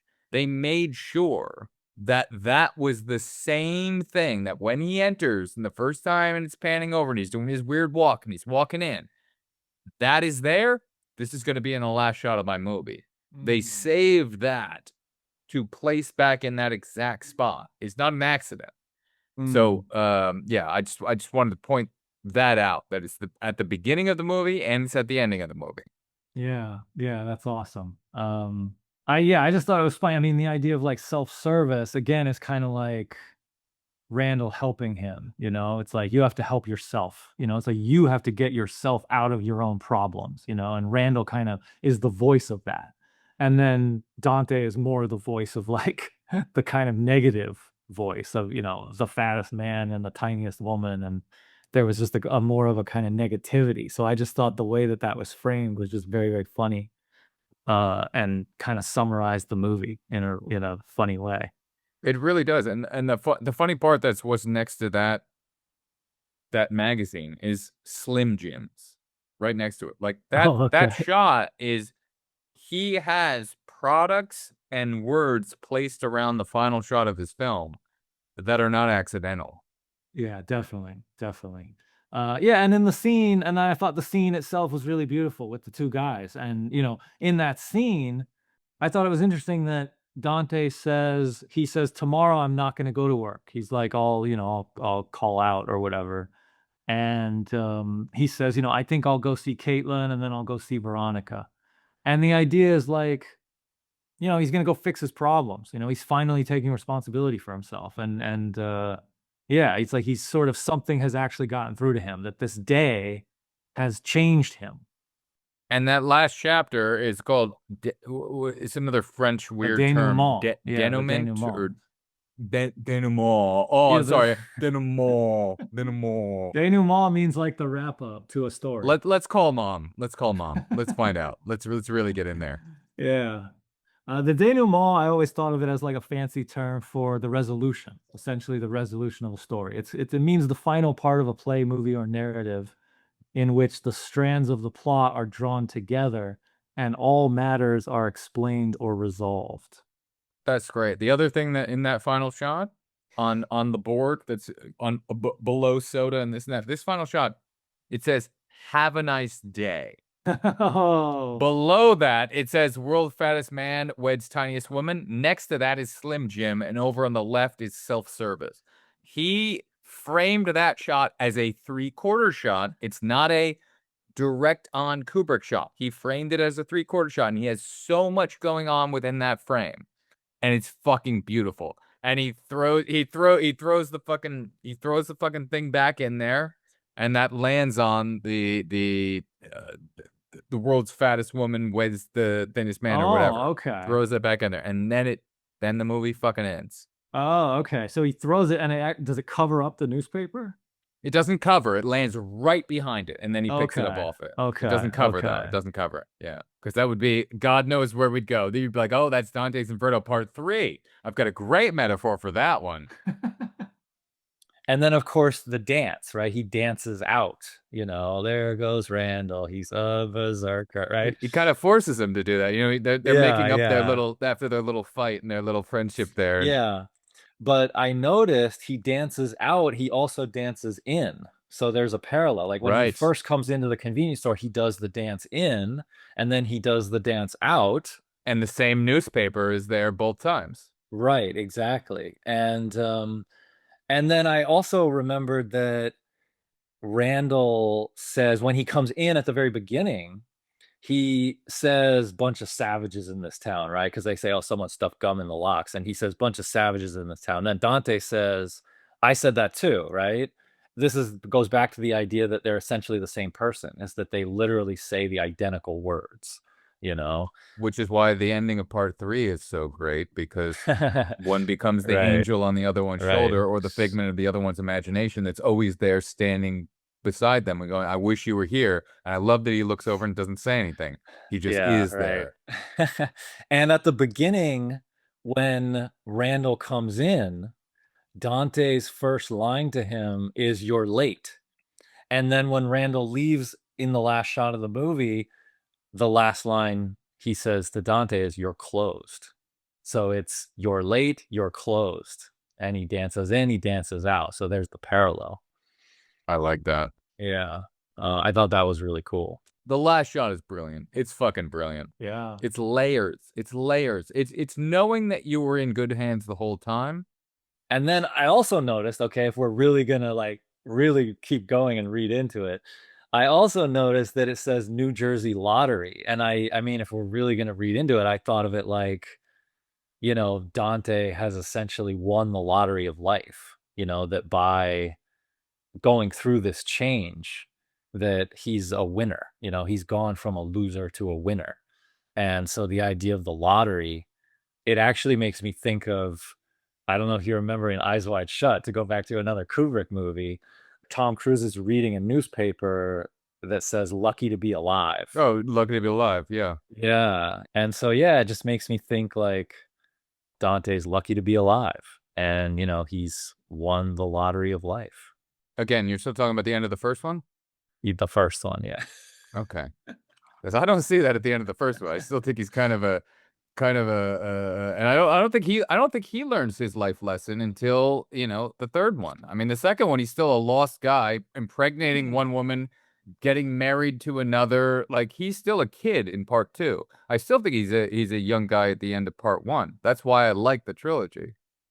That's true, but I think I see it as if he's made this key change. It's almost like the moment of him going from child to adult. We've witnessed the moment in front of our eyes, is that he has taken responsibility for himself. So even though, yes, in that moment, he's still a kid, he's still in his kid life, he still has a lot of work to do, but it's like that first step has been taken, and it's almost like life becomes inevitable. It's like once you kind of wake up in your mind and you do take responsibility for yourself, the rest of it becomes this walk of where to go.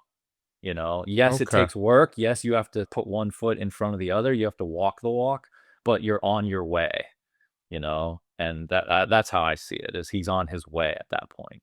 Now, is that maybe a reason why you might have not originally liked Part 2 and or really got into watching Part 3, is because you like the fact that Part 1 ends and you can fill in the rest of that void of now he's on a new path in his life, and then Part 2 comes back and goes, hey, he ain't done the work. He's not ready. He's still a fucking child. And then part 3 is where he kind of grows up and gets to where you're talking about. Did you like the fact that part 1 ends and you can fill that in, and part 2 you're like, ah, why did they do this? He brought my Dante back from on his good path, and he's fucking, he's Yeah. still a fuck up in part 2. Yeah, I love that about Clerks 1. I love that it has this ambiguity where you can imagine Dante's future for yourself. And then when I was watching it this week, I immediately started Clerks 2, and it opens, with the parallel of Clerks 1 where he steps his combat boot out of the car and he unlocks, the quick stop, and he's 10 years older and he looks 10 years older. And I actually think I said out loud, he's still working at the quick stop. like, like, what is this? Like, come on, hasn't even, what about his bright future? What happened to that?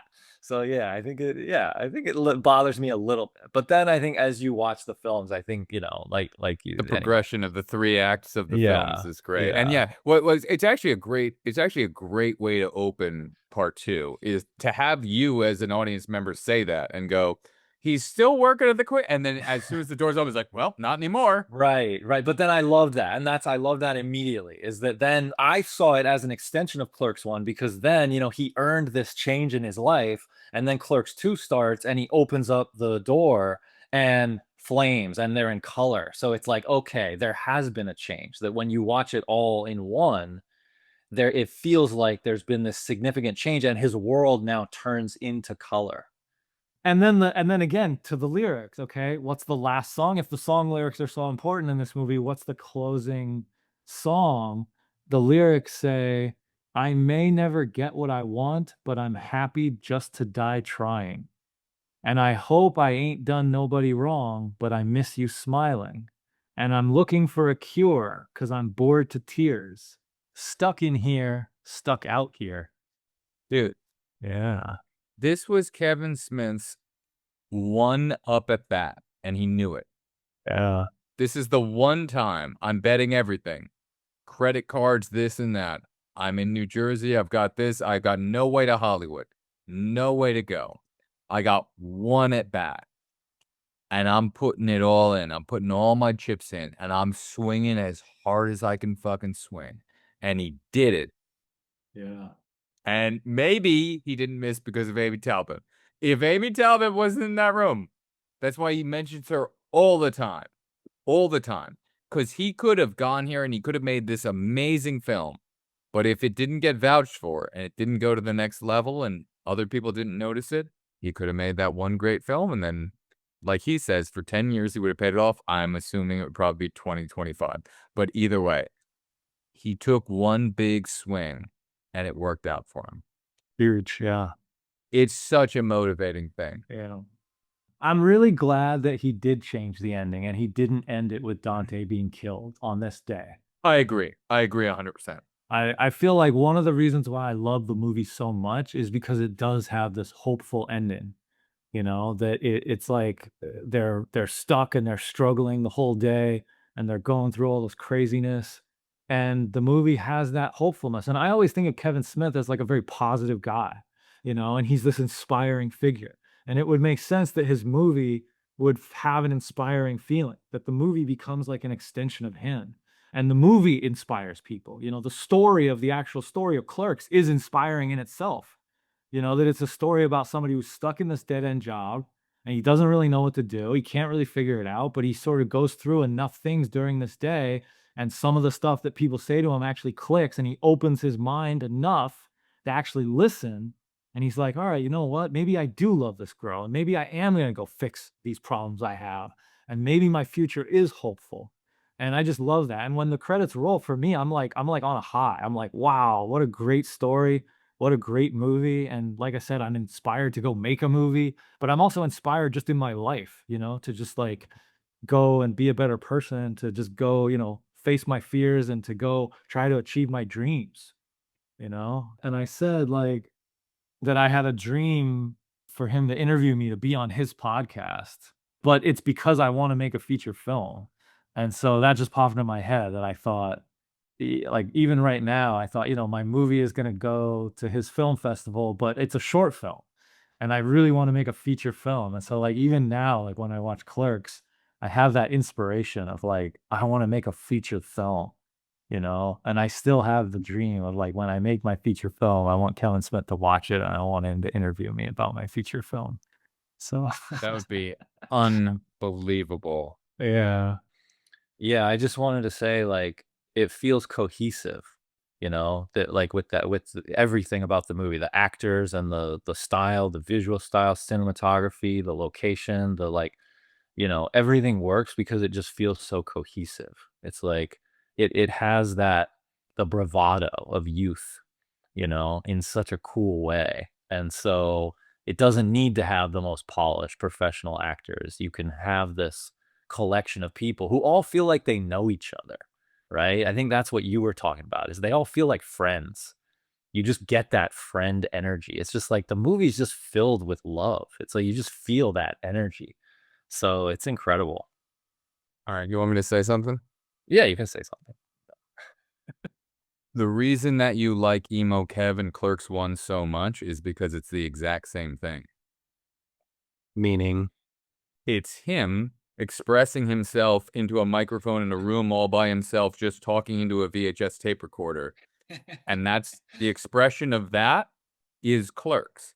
That is a movie that he needed to get out and he needed to say something and he needed to put it out there. And that's him going, this is what I have. This is the ramblings of me into a fucking cassette tape. Yeah. And this, now I'm putting it together in a script and I got to get this out. That's that youthful angst that needs to get out and has something to say. And I want to say it and I want to say it my way. And it's going to be just like this. And that's why he's fucking, controlling over the actor. You didn't say this one word because this needs to be said this way because Emo Kev would say it in this fucking way. And I'm making this movie for Emo Kev. And I think that's what the original Clerks is. And I think that's why you respond to it so well because it's just this youthful fucking train that's coming forward and this movie is this fucking movie. And that's what I like about part 2 is he goes, hey, I could do this too. I can also make it Hollywood, but still be me. And part 3 is him going, I'm getting a bit older and now I want to give this away. So it's going from teen to, late 20s and then to now I'm a grown up. And that's why I like the 3 acts that he did. I see. Yeah, I see. Okay, so you're psychoanalyzing me a little bit there, and you're saying like you really connect to that youth. Yeah, I think that's true. Yeah, I think that's very true. Who's the main star of Sky?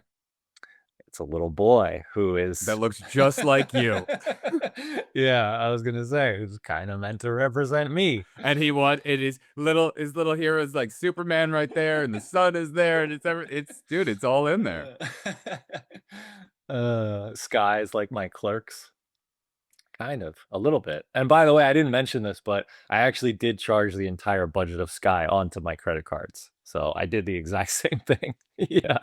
So that's brilliant. Yep. And you sent it to Amy Talbot as well. Yeah, that's weird. Yeah, you're right. You're right. A lot of wow. Okay. Kevin Smith has laid a path for you. Yeah. And now you're making a podcast about Kevin Smith, and you're going to be in Kevin Smith's film festival. Wow. What the fuck is going on with you? I don't know. You're kind of blowing my mind here. Where are your cassette tapes of Emo Andrew when he was younger? I got to hear these. Okay, well, that's the last thing I'll say is that because of Emo Kev, I actually started doing that. Then I started recording myself as well back when I lived at my parents' house and I was, going through my emo years. Please cut those into this episode. Please cut to those right now. I need to find them. I was trying to find them. I couldn't find them, but if I ever find them, I'll play them on the podcast. We'll have to have a whole podcast episode just called. We'll make up a whole poster cover for it, and it'll just be Emo Andrew. Yeah. This episode is brought to you by Rewind Society, a private club for analog purists and those who still believe the tracking knob was mankind's greatest invention. Each month, members receive a hand-labeled, unmarked VHS tape in the mail. What's on it? That's not for us to say. Could be a taped over broadcast of WCW Nitro, a local furniture commercial from 1992, or something that was never meant to be recorded. All we ask is that you watch it alone, at night, and please, be kind, rewind. Apply now at Rewind Society. Use code Andrew and Greg .tapis to skip the beta testing waitlist. Rewind Society. The past is calling. Pick up a landline. So you said to me that Clerks 2 was actually your favorite one. Is that true? Is it still true after watching all three yesterday? You're not gonna like this. Sit down, my child. Clerks 3. You're not gonna like. No. It's weird. They're all one. They're all one. Yeah. I cannot separate them any longer. Okay. Not in a Dante's Inferno type way, and did not have a religious experience watching them, but I cannot separate them anymore. I used to have a separation. 90s Kevin Smith was this, and then I saw this second film, and I saw it in 2006 or whenever the fuck it came out, around that time period, and I had a really good experience watching that movie in the theater. I saw that with Christian, who was a really good friend of mine at the time, you know, from film school, college, and this and that. And we watched that an interesting part in, I think, all of our filmmaking career lives, just exiting college. And it was like, wow, nobody ever thought there was going to be a Clerks 2. Like, what the fuck? Yeah. Where did this come from? Yeah. And I watched that, and he did the exact same thing at the ending of that movie, and had a great sequence where these two friends face off and really just like face shit. And I was like, that's really cool. And then I kind of had the same experience that you did watching part 3. The first time I watched it, I was really into a lot of it. And then I was like, Dante, spoiler alert, 3, 2, 1. You had enough time. Dante, dies. Yeah. No, wait a minute. This is, brain, not like. Why is this? But I was so excited when you picked Clerks, because I said I want to do the trilogy. Like, I want to rewatch part 3, but I want to watch it in context. I want to watch this because in the way that Kevin Smith is the way that he shows you an open diary per every movie he makes, and specifically within Hearing Clerks. He goes, here's where I was at when I was little fucking emo Kev, and that was me doing Clerks. And he goes, here's me getting a little bit older, and here's me doing Clerks 2. And Clerks 2, he's showing you that he can do a full Hollywood movie. He's going, I'm a director who can do a Hollywood film for you right now. I can do every aspect. I'll have everything. I'll have my beats. I'll still be me, and I'll fucking show it to you right in your face, and I'm fucking murdering this movie in your face. And that's a great Hollywood movie. It's not an independent film anymore. It's a Hollywood movie that he's fucking killing, and he's still making fun of Hollywood and Lord of the Rings. He's still being himself, and he's still doing everything inside of there. But every beat in that movie is great. And it's also a fantastic sequel, because what people want out of a sequel is they want to relive the first movie over again. And what he does from the beginning is he goes, I'm destroying the location. I'm burning it to the ground. But now I'm going to give you a very similar location, but we're going to do all the same things. You still want to play hockey on the roof? No. Now we're going to dance on the roof. And Rosario Dawson's going to dance on the roof. And I'll watch Rosario Dawson dance on the roof any day of the week. That's fantastic. I could watch that for 3. You could have a fucking 4-hour movie of her dance on the roof. No problem, Rosario. I'm there with you. And he does the same thing again. Love triangle. And some reason, people are into Dante.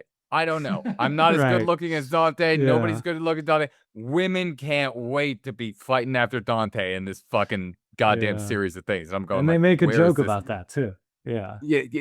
As you kind of need to, because what the fuck is going on here? Yeah. But anyway, going on into the third film, it progresses with his life. Now he's at a different stage. He wants to allow the audience to join him on his journey of life. You're reading his diary. And I think that's one of the reasons that he was kind of hurt by the fact of certain people and certain fans not accepting the third as much. Because he's been going, guys, This has always been about allowing you into my diary.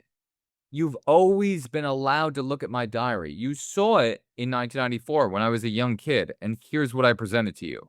Now you saw it in 2006, and here's where I was at, and I'm showing this to you. I'm showing that I can do a big Hollywood movie. I can entertain all of you. I can keep in other aspects. And then he went through a biggest thing in his life that he ever went through. And his wife is in part 2. And he goes into part 3 going, hey guys, I'm bringing you in again, but I'm showing you that I've evolved even more. I'm beyond certain dick jokes. Sure, they're all still there. You got it. I'm giving you what you need. But I'm really just trying to show you what I've gone through and what I've felt and the things that I felt. He faced Dante's Inferno. He faced the end of his life, and he was saying goodbye to his wife, goodbye to his kids, goodbye to everyone else. And at the end of the third movie, first of all, I just have to preface it, by the end of the second movie, when he does the pullback shot, and it's the woman pulling out all the fucking milk again and doing this and that, and it goes into black and white. I was literally like in the theaters, like fucking holding back tears. That was like one of the greatest shots I've ever seen. I was like, this is fucking beyond belief. When it gets to the third movie, he does the same thing again, and he's sitting there going, I wish you were here with me, man. And he's right there next to him. And it's so like, I want to get emotional, like seeing that. He never looks them, and there's never a question of it. And he just pulls back again. And that shot pulls all the way back and does the same thing. And now, instead of the woman pulling out milk, it's pulling out oat milk. And it's Kevin Smith's daughter doing Right. that. And that cuts to black on that. I'm just like, this guy allows us into his diary. And everything that you've said throughout the entire thing of talking about Clerks is 100% true. And this is the reason that I can't not look at it like a trilogy. I think it's so beautiful, this body of work that this person has put together, knowing that, hey, I took the biggest bet of my life on Clerks. I found an audience. And he goes, you know what? I'm not going to kowtow to anybody. I'm going to just show you my life through 3 films and what I've done. And when he ended that third one, he's not making a fourth. He ended that one as a chapter. And he goes, nope, that's it. That's all you get when it comes to this. I can make other things, I can go on, but this is Clerks 3, and this is the end of that. Yeah. And he definitively did that by going, Dante is gone. He's not leaving it on a cliffhanger, letting you know, oh, we might have a Randall story that comes after. No, it's fucking done.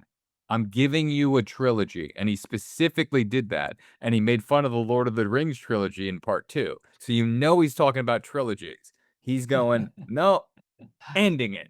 This is it. This is what you get. And this is what I have to say when it comes to this body of work that I've done. He'll do other things and he'll go on to do other things. But I love the fact that he didn't leave the ending open, and it does take people time to get the third one. That's interesting. You know, I just thought of a connection actually based on you saying that Dante dies in part 3. And in the first Clerks, they talk about how the guys who worked on the Death Star die in the third movie in part 3. Here we go. Here we go.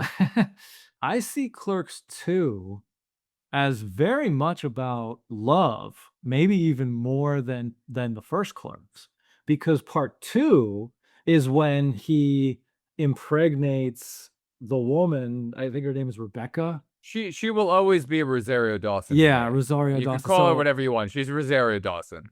So Dante impregnates Rosario Dawson, his manager at movies. And then there's the struggle of the film, like you said, the love triangle of who to be with. Should I be with my fiance? Will I have this whole life to go to Florida? By the way, speaking of the death metaphors, Florida is where old people go at the end of their life, right? So it's kind of like, you know, is that really the best choice? He's not old yet. He's still young, Dante, right, at this point. So he should have a future ahead of him. Why is he moving to Florida? You know, metaphorically speaking, right? not. But the sequence that jumped out at me the most in Clerks 2 was when Randall says to Dante, "Go chase her." Right? She tells him, she tells Dante, "I'm pregnant," and you know they have a little fight, and then Rosario Dawson drives off, and Randall says, "Go follow her," and Dante goes on this drive, and they play the song 1979 by the Smashing Pumpkins, and in that scene, he knows that he impregnated a woman, his unborn child, is with her, and he might be having a child. And he drives up to some kind of storefront, like a restaurant, and he looks in the window, and there's a little girl who kind of touches the glass, and she might even wave at him. And he has this moment where he looks at the little girl, and it's like he's gaining the acceptance of being a father. It's like in that moment, he actually kind of reflects, and I think he kind of comes to terms and he embraces being a father in that moment. And I believe, if I'm not mistaken, the little girl in that scene, I'm pretty sure is Kevin Smith's daughter. She might be in that one. I don't know Yeah. specifically in that. I I'm know pretty she's at the sure. end of part 3, but I'm probably positive it probably is. I mean, it goes with all the things that I'm saying. He puts himself into the film. Okay, I just looked it up. It is. It It is. is his daughter. It Yeah. is. So Yeah. so Dante is looking at Kevin Smith's actual daughter and embracing being a father. And so I see, and then of course the movie ends with the proposal and the marriage, of actually let's really do this for real. Let's get married and let's have this baby. So I see Clerks 2 as very much like Kevin's acceptance of that part of his life, where he is now embracing He's growing up. being a family man. Yeah, he's growing up. Yeah. Yeah. That's what I love about these films. That's why I can't separate them. Yeah. I'm trying to get these lyrics from the ending of Clerks 2. I want to pull them up right for you. The Alanis Morissette. Oh yeah, that was really moving. Yeah. Is that the one that's like, I see everything? Yes. Yeah. So the yeah. lyrics there, when he decides to propose and he pulls up at the drive-thru. Right. The lyrics to this are, I am the kindest soul with whom you've connected. I have the bravest heart that you've ever seen, and you've never met anyone who is as positive as I am sometimes. You see everything. You see every part. You see all my light, and you love my dark. Yeah, and you love my dark. You dig everything of which I'm ashamed. There's not anything to which you can't relate, and you're still here. Yeah. This is talking of total acceptance. Do you know what's cool about that? The idea of you're still here. I'm not even supposed to be here today. The idea I'm of not being supposed to be here. the idea of being there. And we just did the movie Being There. We talked Being about that phrase there. of like being there. We talked about the phrase being there as this idea of like being present. You're Right. present, you're in the moment. And it's like being grateful. It's like just being accepting and just like kind of letting go of all that darkness and all that weight that's on you and just be present. And yeah, and it's about love, and that's a song about love. And the other beautiful aspect of that is that Alanis Morissette played God in his movie Dogma. Very true. So it's almost like God speaking. And this is why we have a podcast. Yeah. And then of course part 3 is, the heart attack. And he went through that, and that also happened to him as well. And so I feel like he's using these films, like you said, as like a marker, for where he is in his life. And he's using them, you said, a personal diary. I think that's a great way of putting it. He's Yeah. expecting the audience to grow up with him. And he's always been ahead of you. He's gone, hey, here's Clerks. You didn't know you needed it, but you did. And boom, there's the audience. And he's going, hey, here's part 2. Here's what I'm going through right now. Are you with me on this journey? Because I'm openly and honestly expressing myself to you.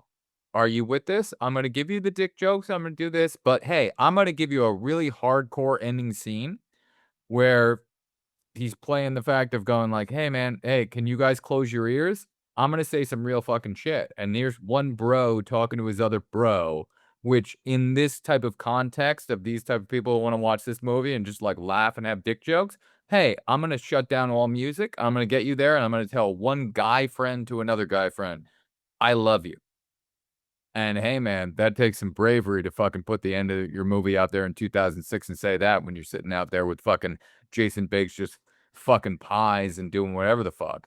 he's going at the end of that movie and going like, "Hey, man, I'm talking about openly and honestly expressing yourself to one other person and going like, hey, man, fuck you. Here's what I don't like about you, and here's what I do love about you. And hey, you're my best friend." And in part three, he goes into like, I am you. We've been here. We are one together.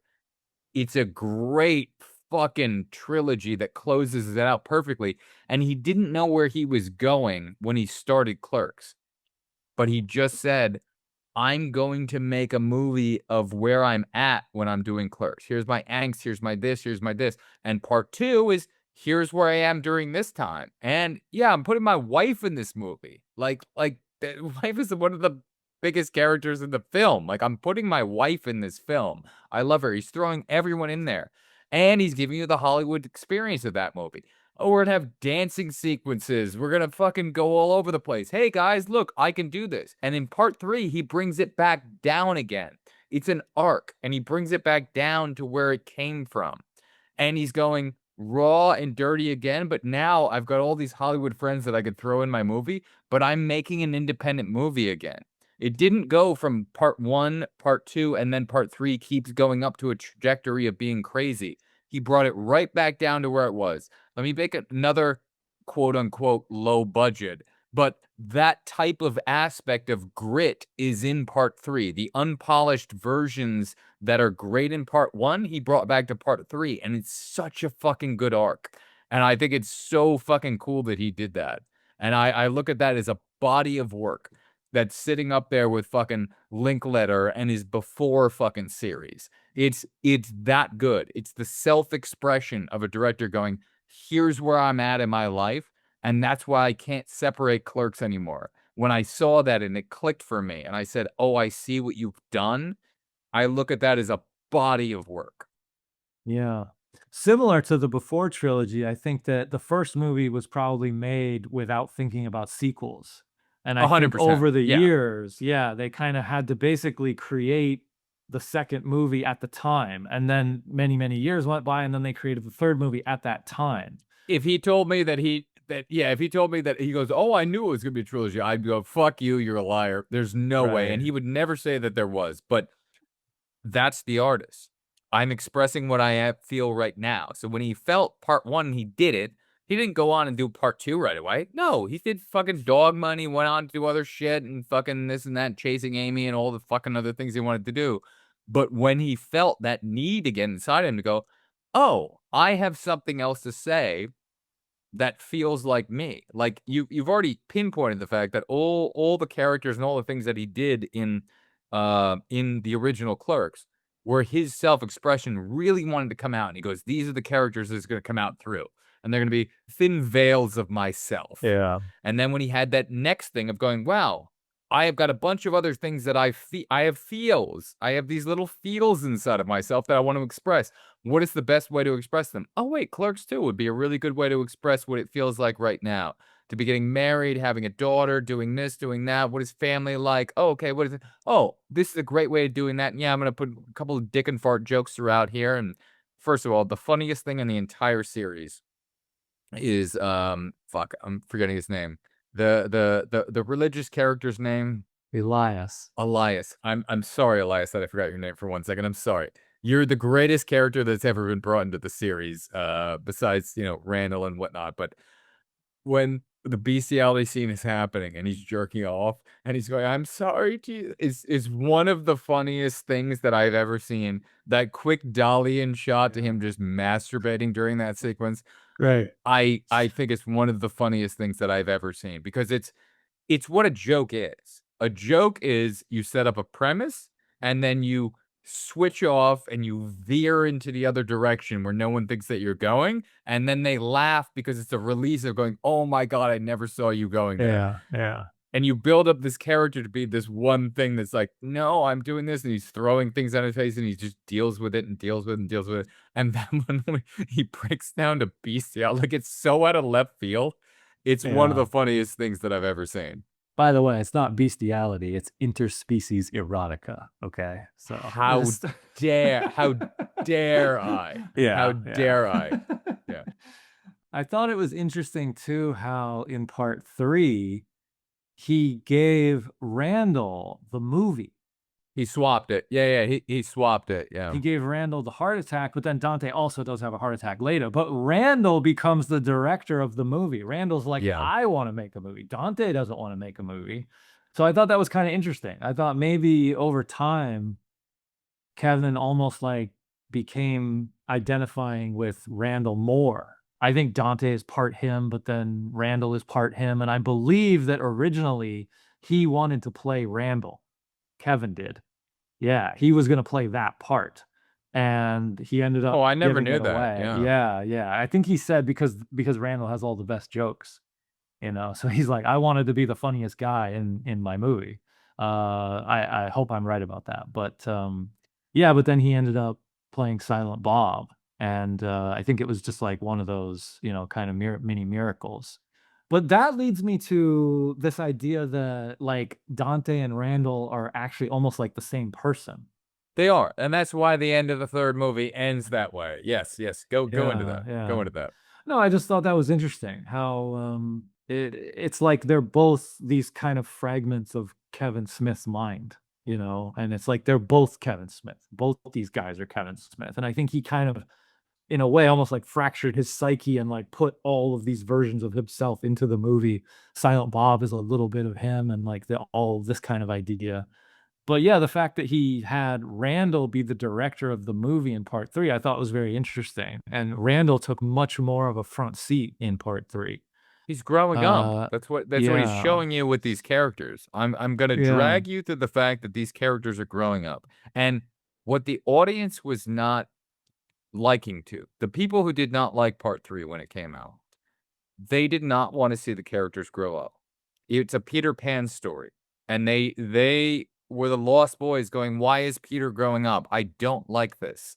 And they had a pushback there going, "Oh, Clerks 3 is coming out. Good. I'll have an escape." And he's going, "No, I'm holding a mirror to your face, and this is what I've gone through, and I'm gonna show you what I went through, and you're gonna fucking grow up, and you're gonna have feels, and I'm gonna fucking break in, and I'm gonna go meta. I'm going super meta. I'm going back to my first movie that you guys like, and I'm gonna show you the making of that movie. I'm gonna do what Back to the Future Part 2 does, which is it goes back and it looks at the first film.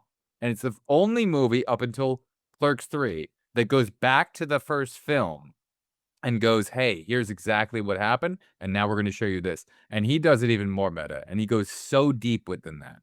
Clerks 3 is one of the bravest things that a director has ever done, because he's sitting there going, I know my core audience will not like this.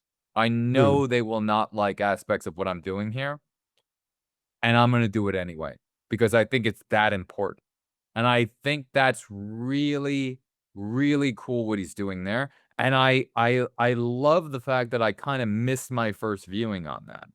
And I always knew, like, "Oh, there's more there that I'm not seeing. There's more to part 3 that I'm not connecting with." And I see this guy, and I'm looking at it going like, "Oh, Clerks was a swing, and he knocked it out of the park." And when I watched Clerks 3, I was going like, yeah, I don't know if you earned the death. I don't know. It feels like a swing and a miss." And when you pick Clerks, I was like, I really want to watch Clerks 3 again, because I think there's more there, and I think there's something here. And I will never have a viewing like that again, like I did yesterday, where I did 1, 2, and 3.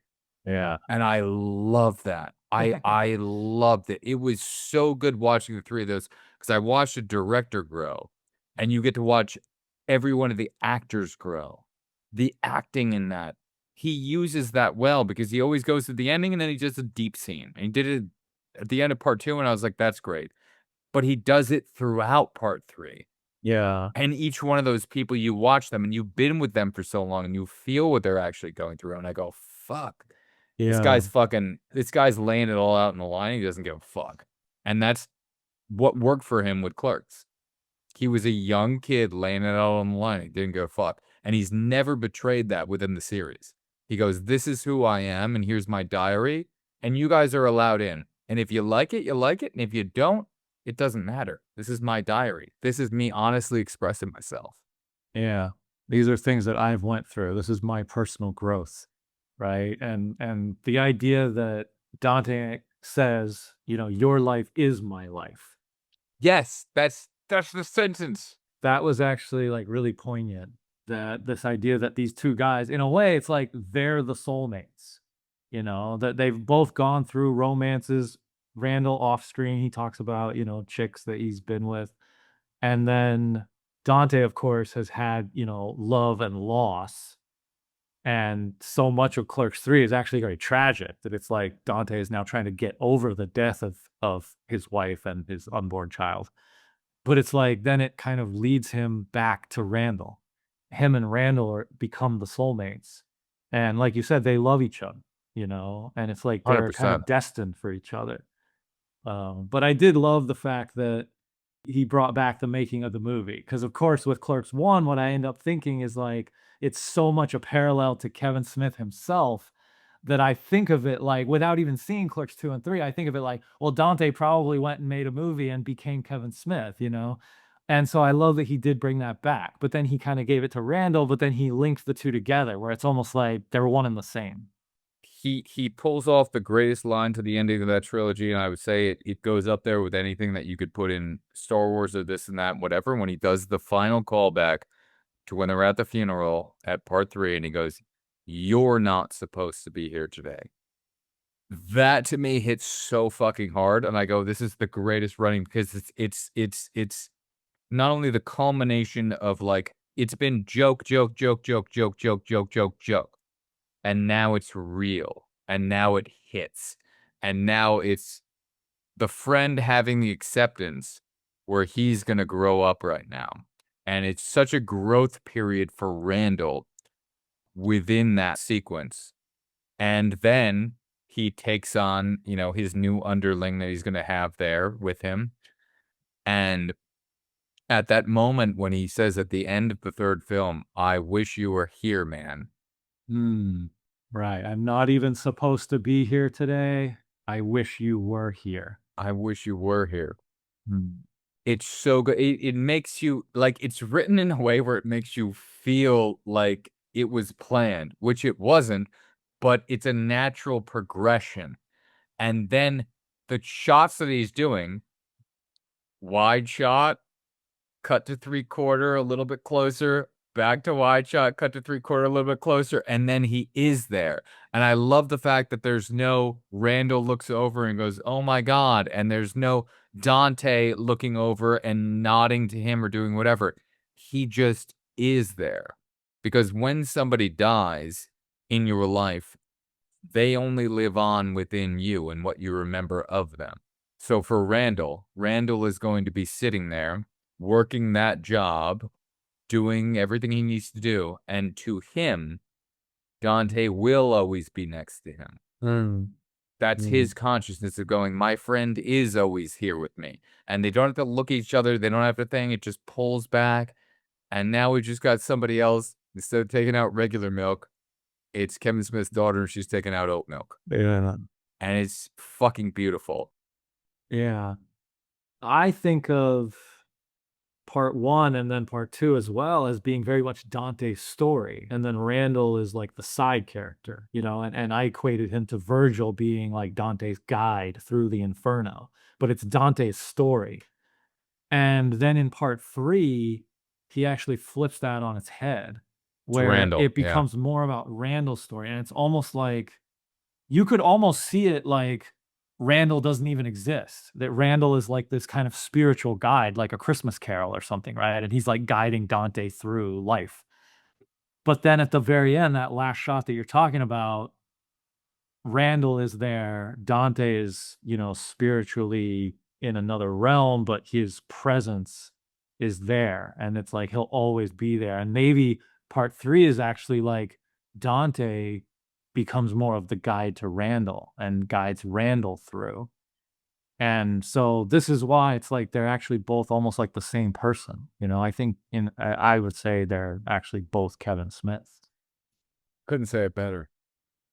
Now I get part 3, and I can get why people might not like it, but I love the fact that it's his diary and he's keeping it open. He's Cameron Crowe, Vanilla Sky ending, swinging as hard as he can to fucking hit a home run and go, I don't care who doesn't see this home run.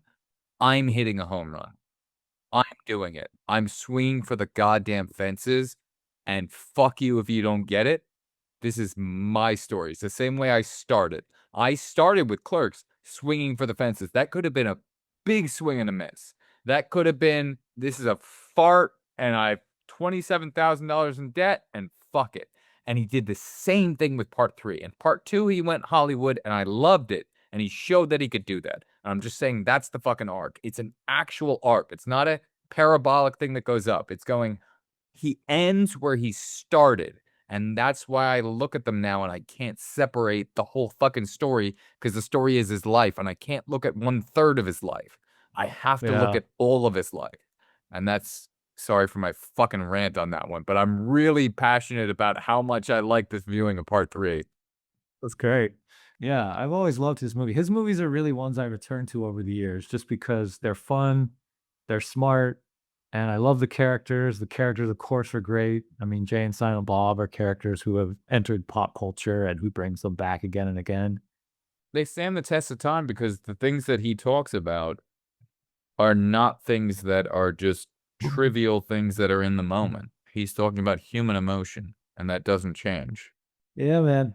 Kevin Smith Love Fest.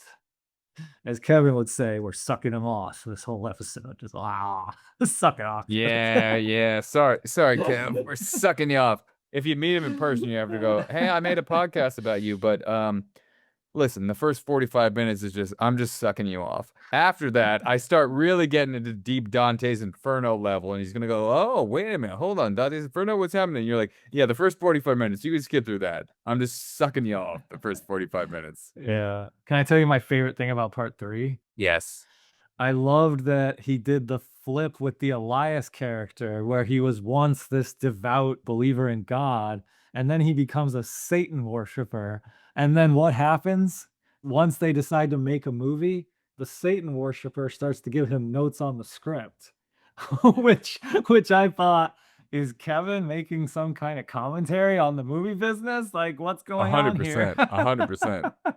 I thought that was brilliant. We all definitely know that from all of his college speeches that he's done out there about like the Wild Wild West and a giant spider and all this fucking shit. And Yeah, Superman, I just love that. yeah, the cape is too faggoty. We got to get rid of that. You're just like, dude, it's fucking Superman. He's gonna have a cape. Fucking stop with your shit.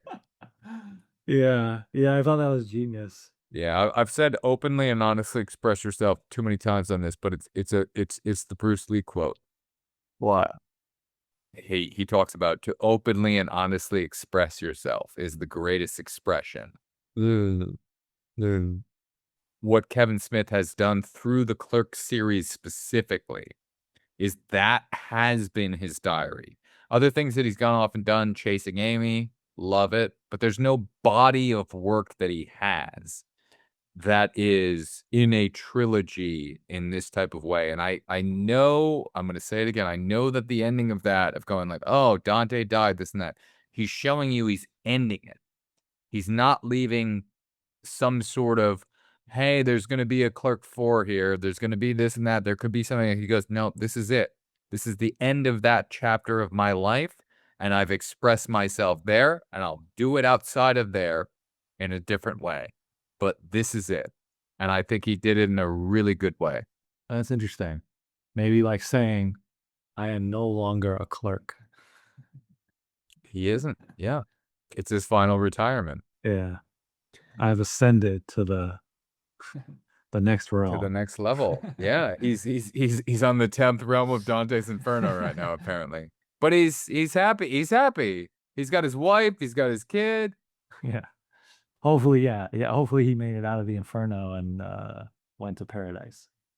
Wait, when you get past the 10th level, then you go to paradise, or what happens? Like, is the 10th going deeper? The 10th would be the worst. Got it. The 9th is the worst. That's why the expression the 9th circle of hell is like the worst it can possibly get. So the first circle is actually the best. If you're in hell, you'd rather be at the first circle. Do you if you're in the first, does it mean you're going to go to the second, or can you just like have good behavior at the first and stay at the first? I believe the idea is that depending on, your level of sin, the punishment is equivalent to the level that you're at. So, they say that like in purgatory, which is this middle level, you're not in hell, but you're also not in heaven. And the idea of purgatory is you still have to suffer, but you voluntarily suffer to say, I want to make it to heaven.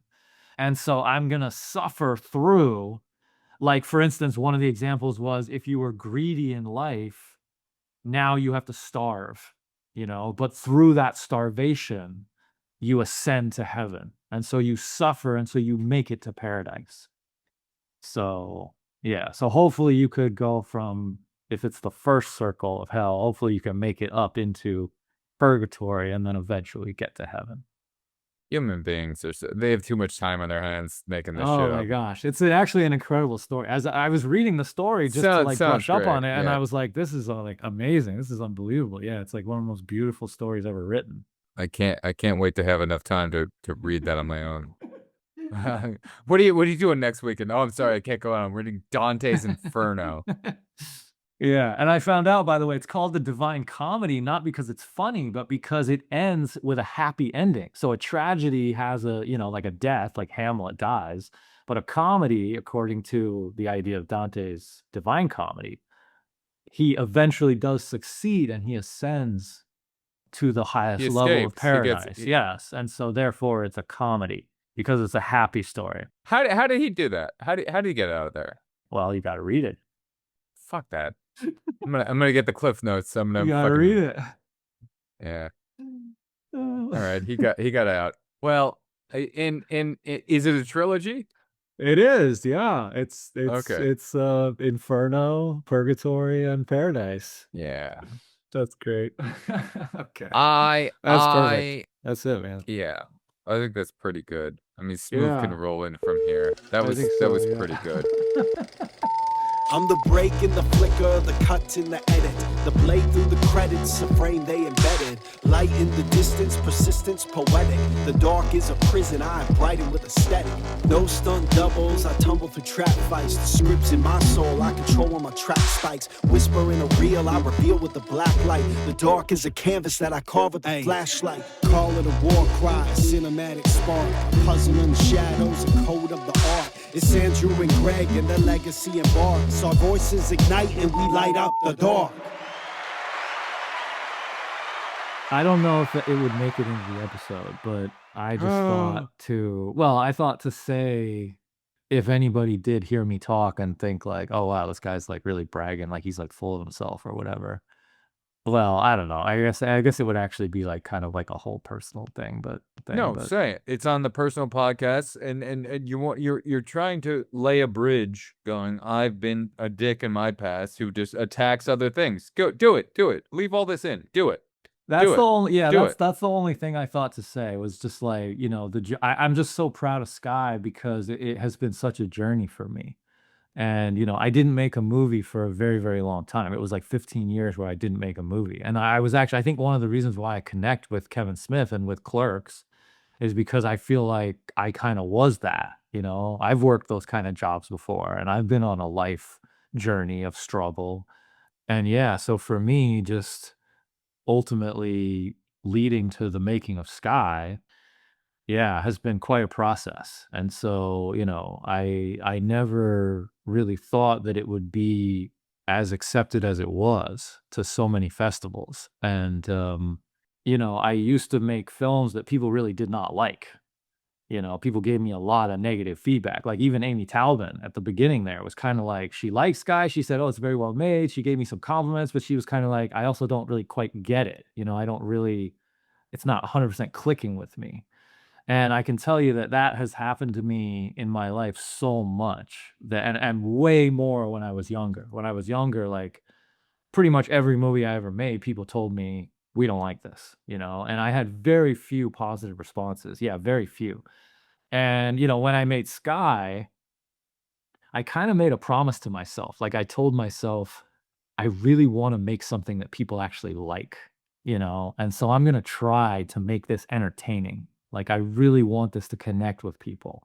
I wanted it to be meaningful. I wanted it to have kind of layers, and I wanted it to be as profound as possible, but I also wanted it to be fun and be entertaining and just be enjoyable to watch. And I was really curious when I first sent it out to people, you know, it's like, what are people going to say? And I started getting responses back that were very positive for the first time in my life. It's never happened to me. Because you never talked to me. Because you never talked to me in college. Because I loved all of your films. Oh, that's nice. Yeah. Yeah, I should have talked to you more. I wish I had. Yeah, that would have been nice to hear. I had a few people who liked my films in college. Like, you know, I got a few positive responses, some from teachers, some from other students. But it wasn't as much as I would have liked, and I got a lot of negative. So you know how the human brain is. We focus on the negative more than the positive. Of So course. yeah, of course. So yeah, just coming around to Sky, and now I'm so much older, and I stopped making films for like 15 years, really, I think because of that reason, because I was essentially hurt. You know, I had a scar and it hadn't healed. And you know, I met Hazel and she really inspired me, and she said, "Hey, let's make a movie," you know, and I said, "Well, I don't know what movie to make." And she said, "Okay, okay, let me think of a story." And she came up with the story, and she told me the story, and I was like, "Oh, I actually love that story." You know, that I completely see that as a short film. And I kind of made my promise to myself then as I'm like, "Okay, I've learned a lot, you know, I've been through a lot of pain and suffering myself, and I'm now at a point where I'm ready to have that next chapter, and I wanna make a movie that people actually like. I wanna really connect with people now. And, you know, I don't wanna treat people like, "Oh, I'm smarter than you. I'm, like, so cerebral, and I'm on this other level, and you don't understand me. I'm the artist that you don't get me." You know, I'm tired of being misunderstood, and I want people to connect. And so I made Sky with that intention, and I feel like it just made all the difference. And so now, you know, I've had so many acceptances to film festivals, and I'm just blown away. And I feel very humbled, and I feel very grateful. So I just wanted to say that about how grateful that I really am for that. Yeah. You feel like Kevin Smith. Yeah, yeah. I see everything.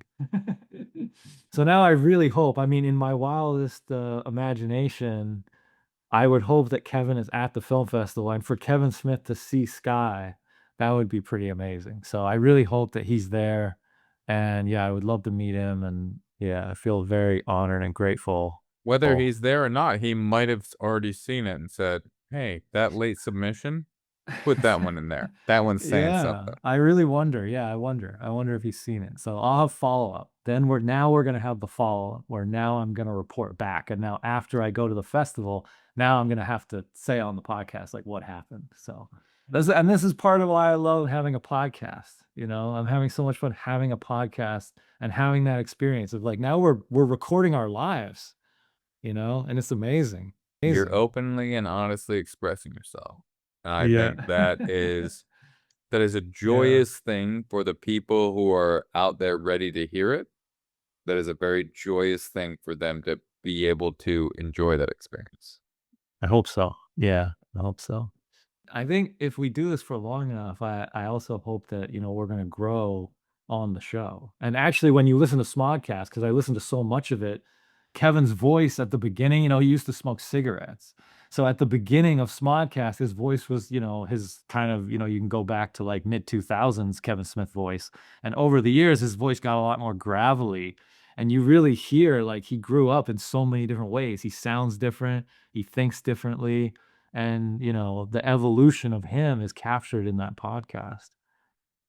I hope you don't need to have a heart attack to get there, but I think you're already growing. Thank you. Yes, that's you too, my friend.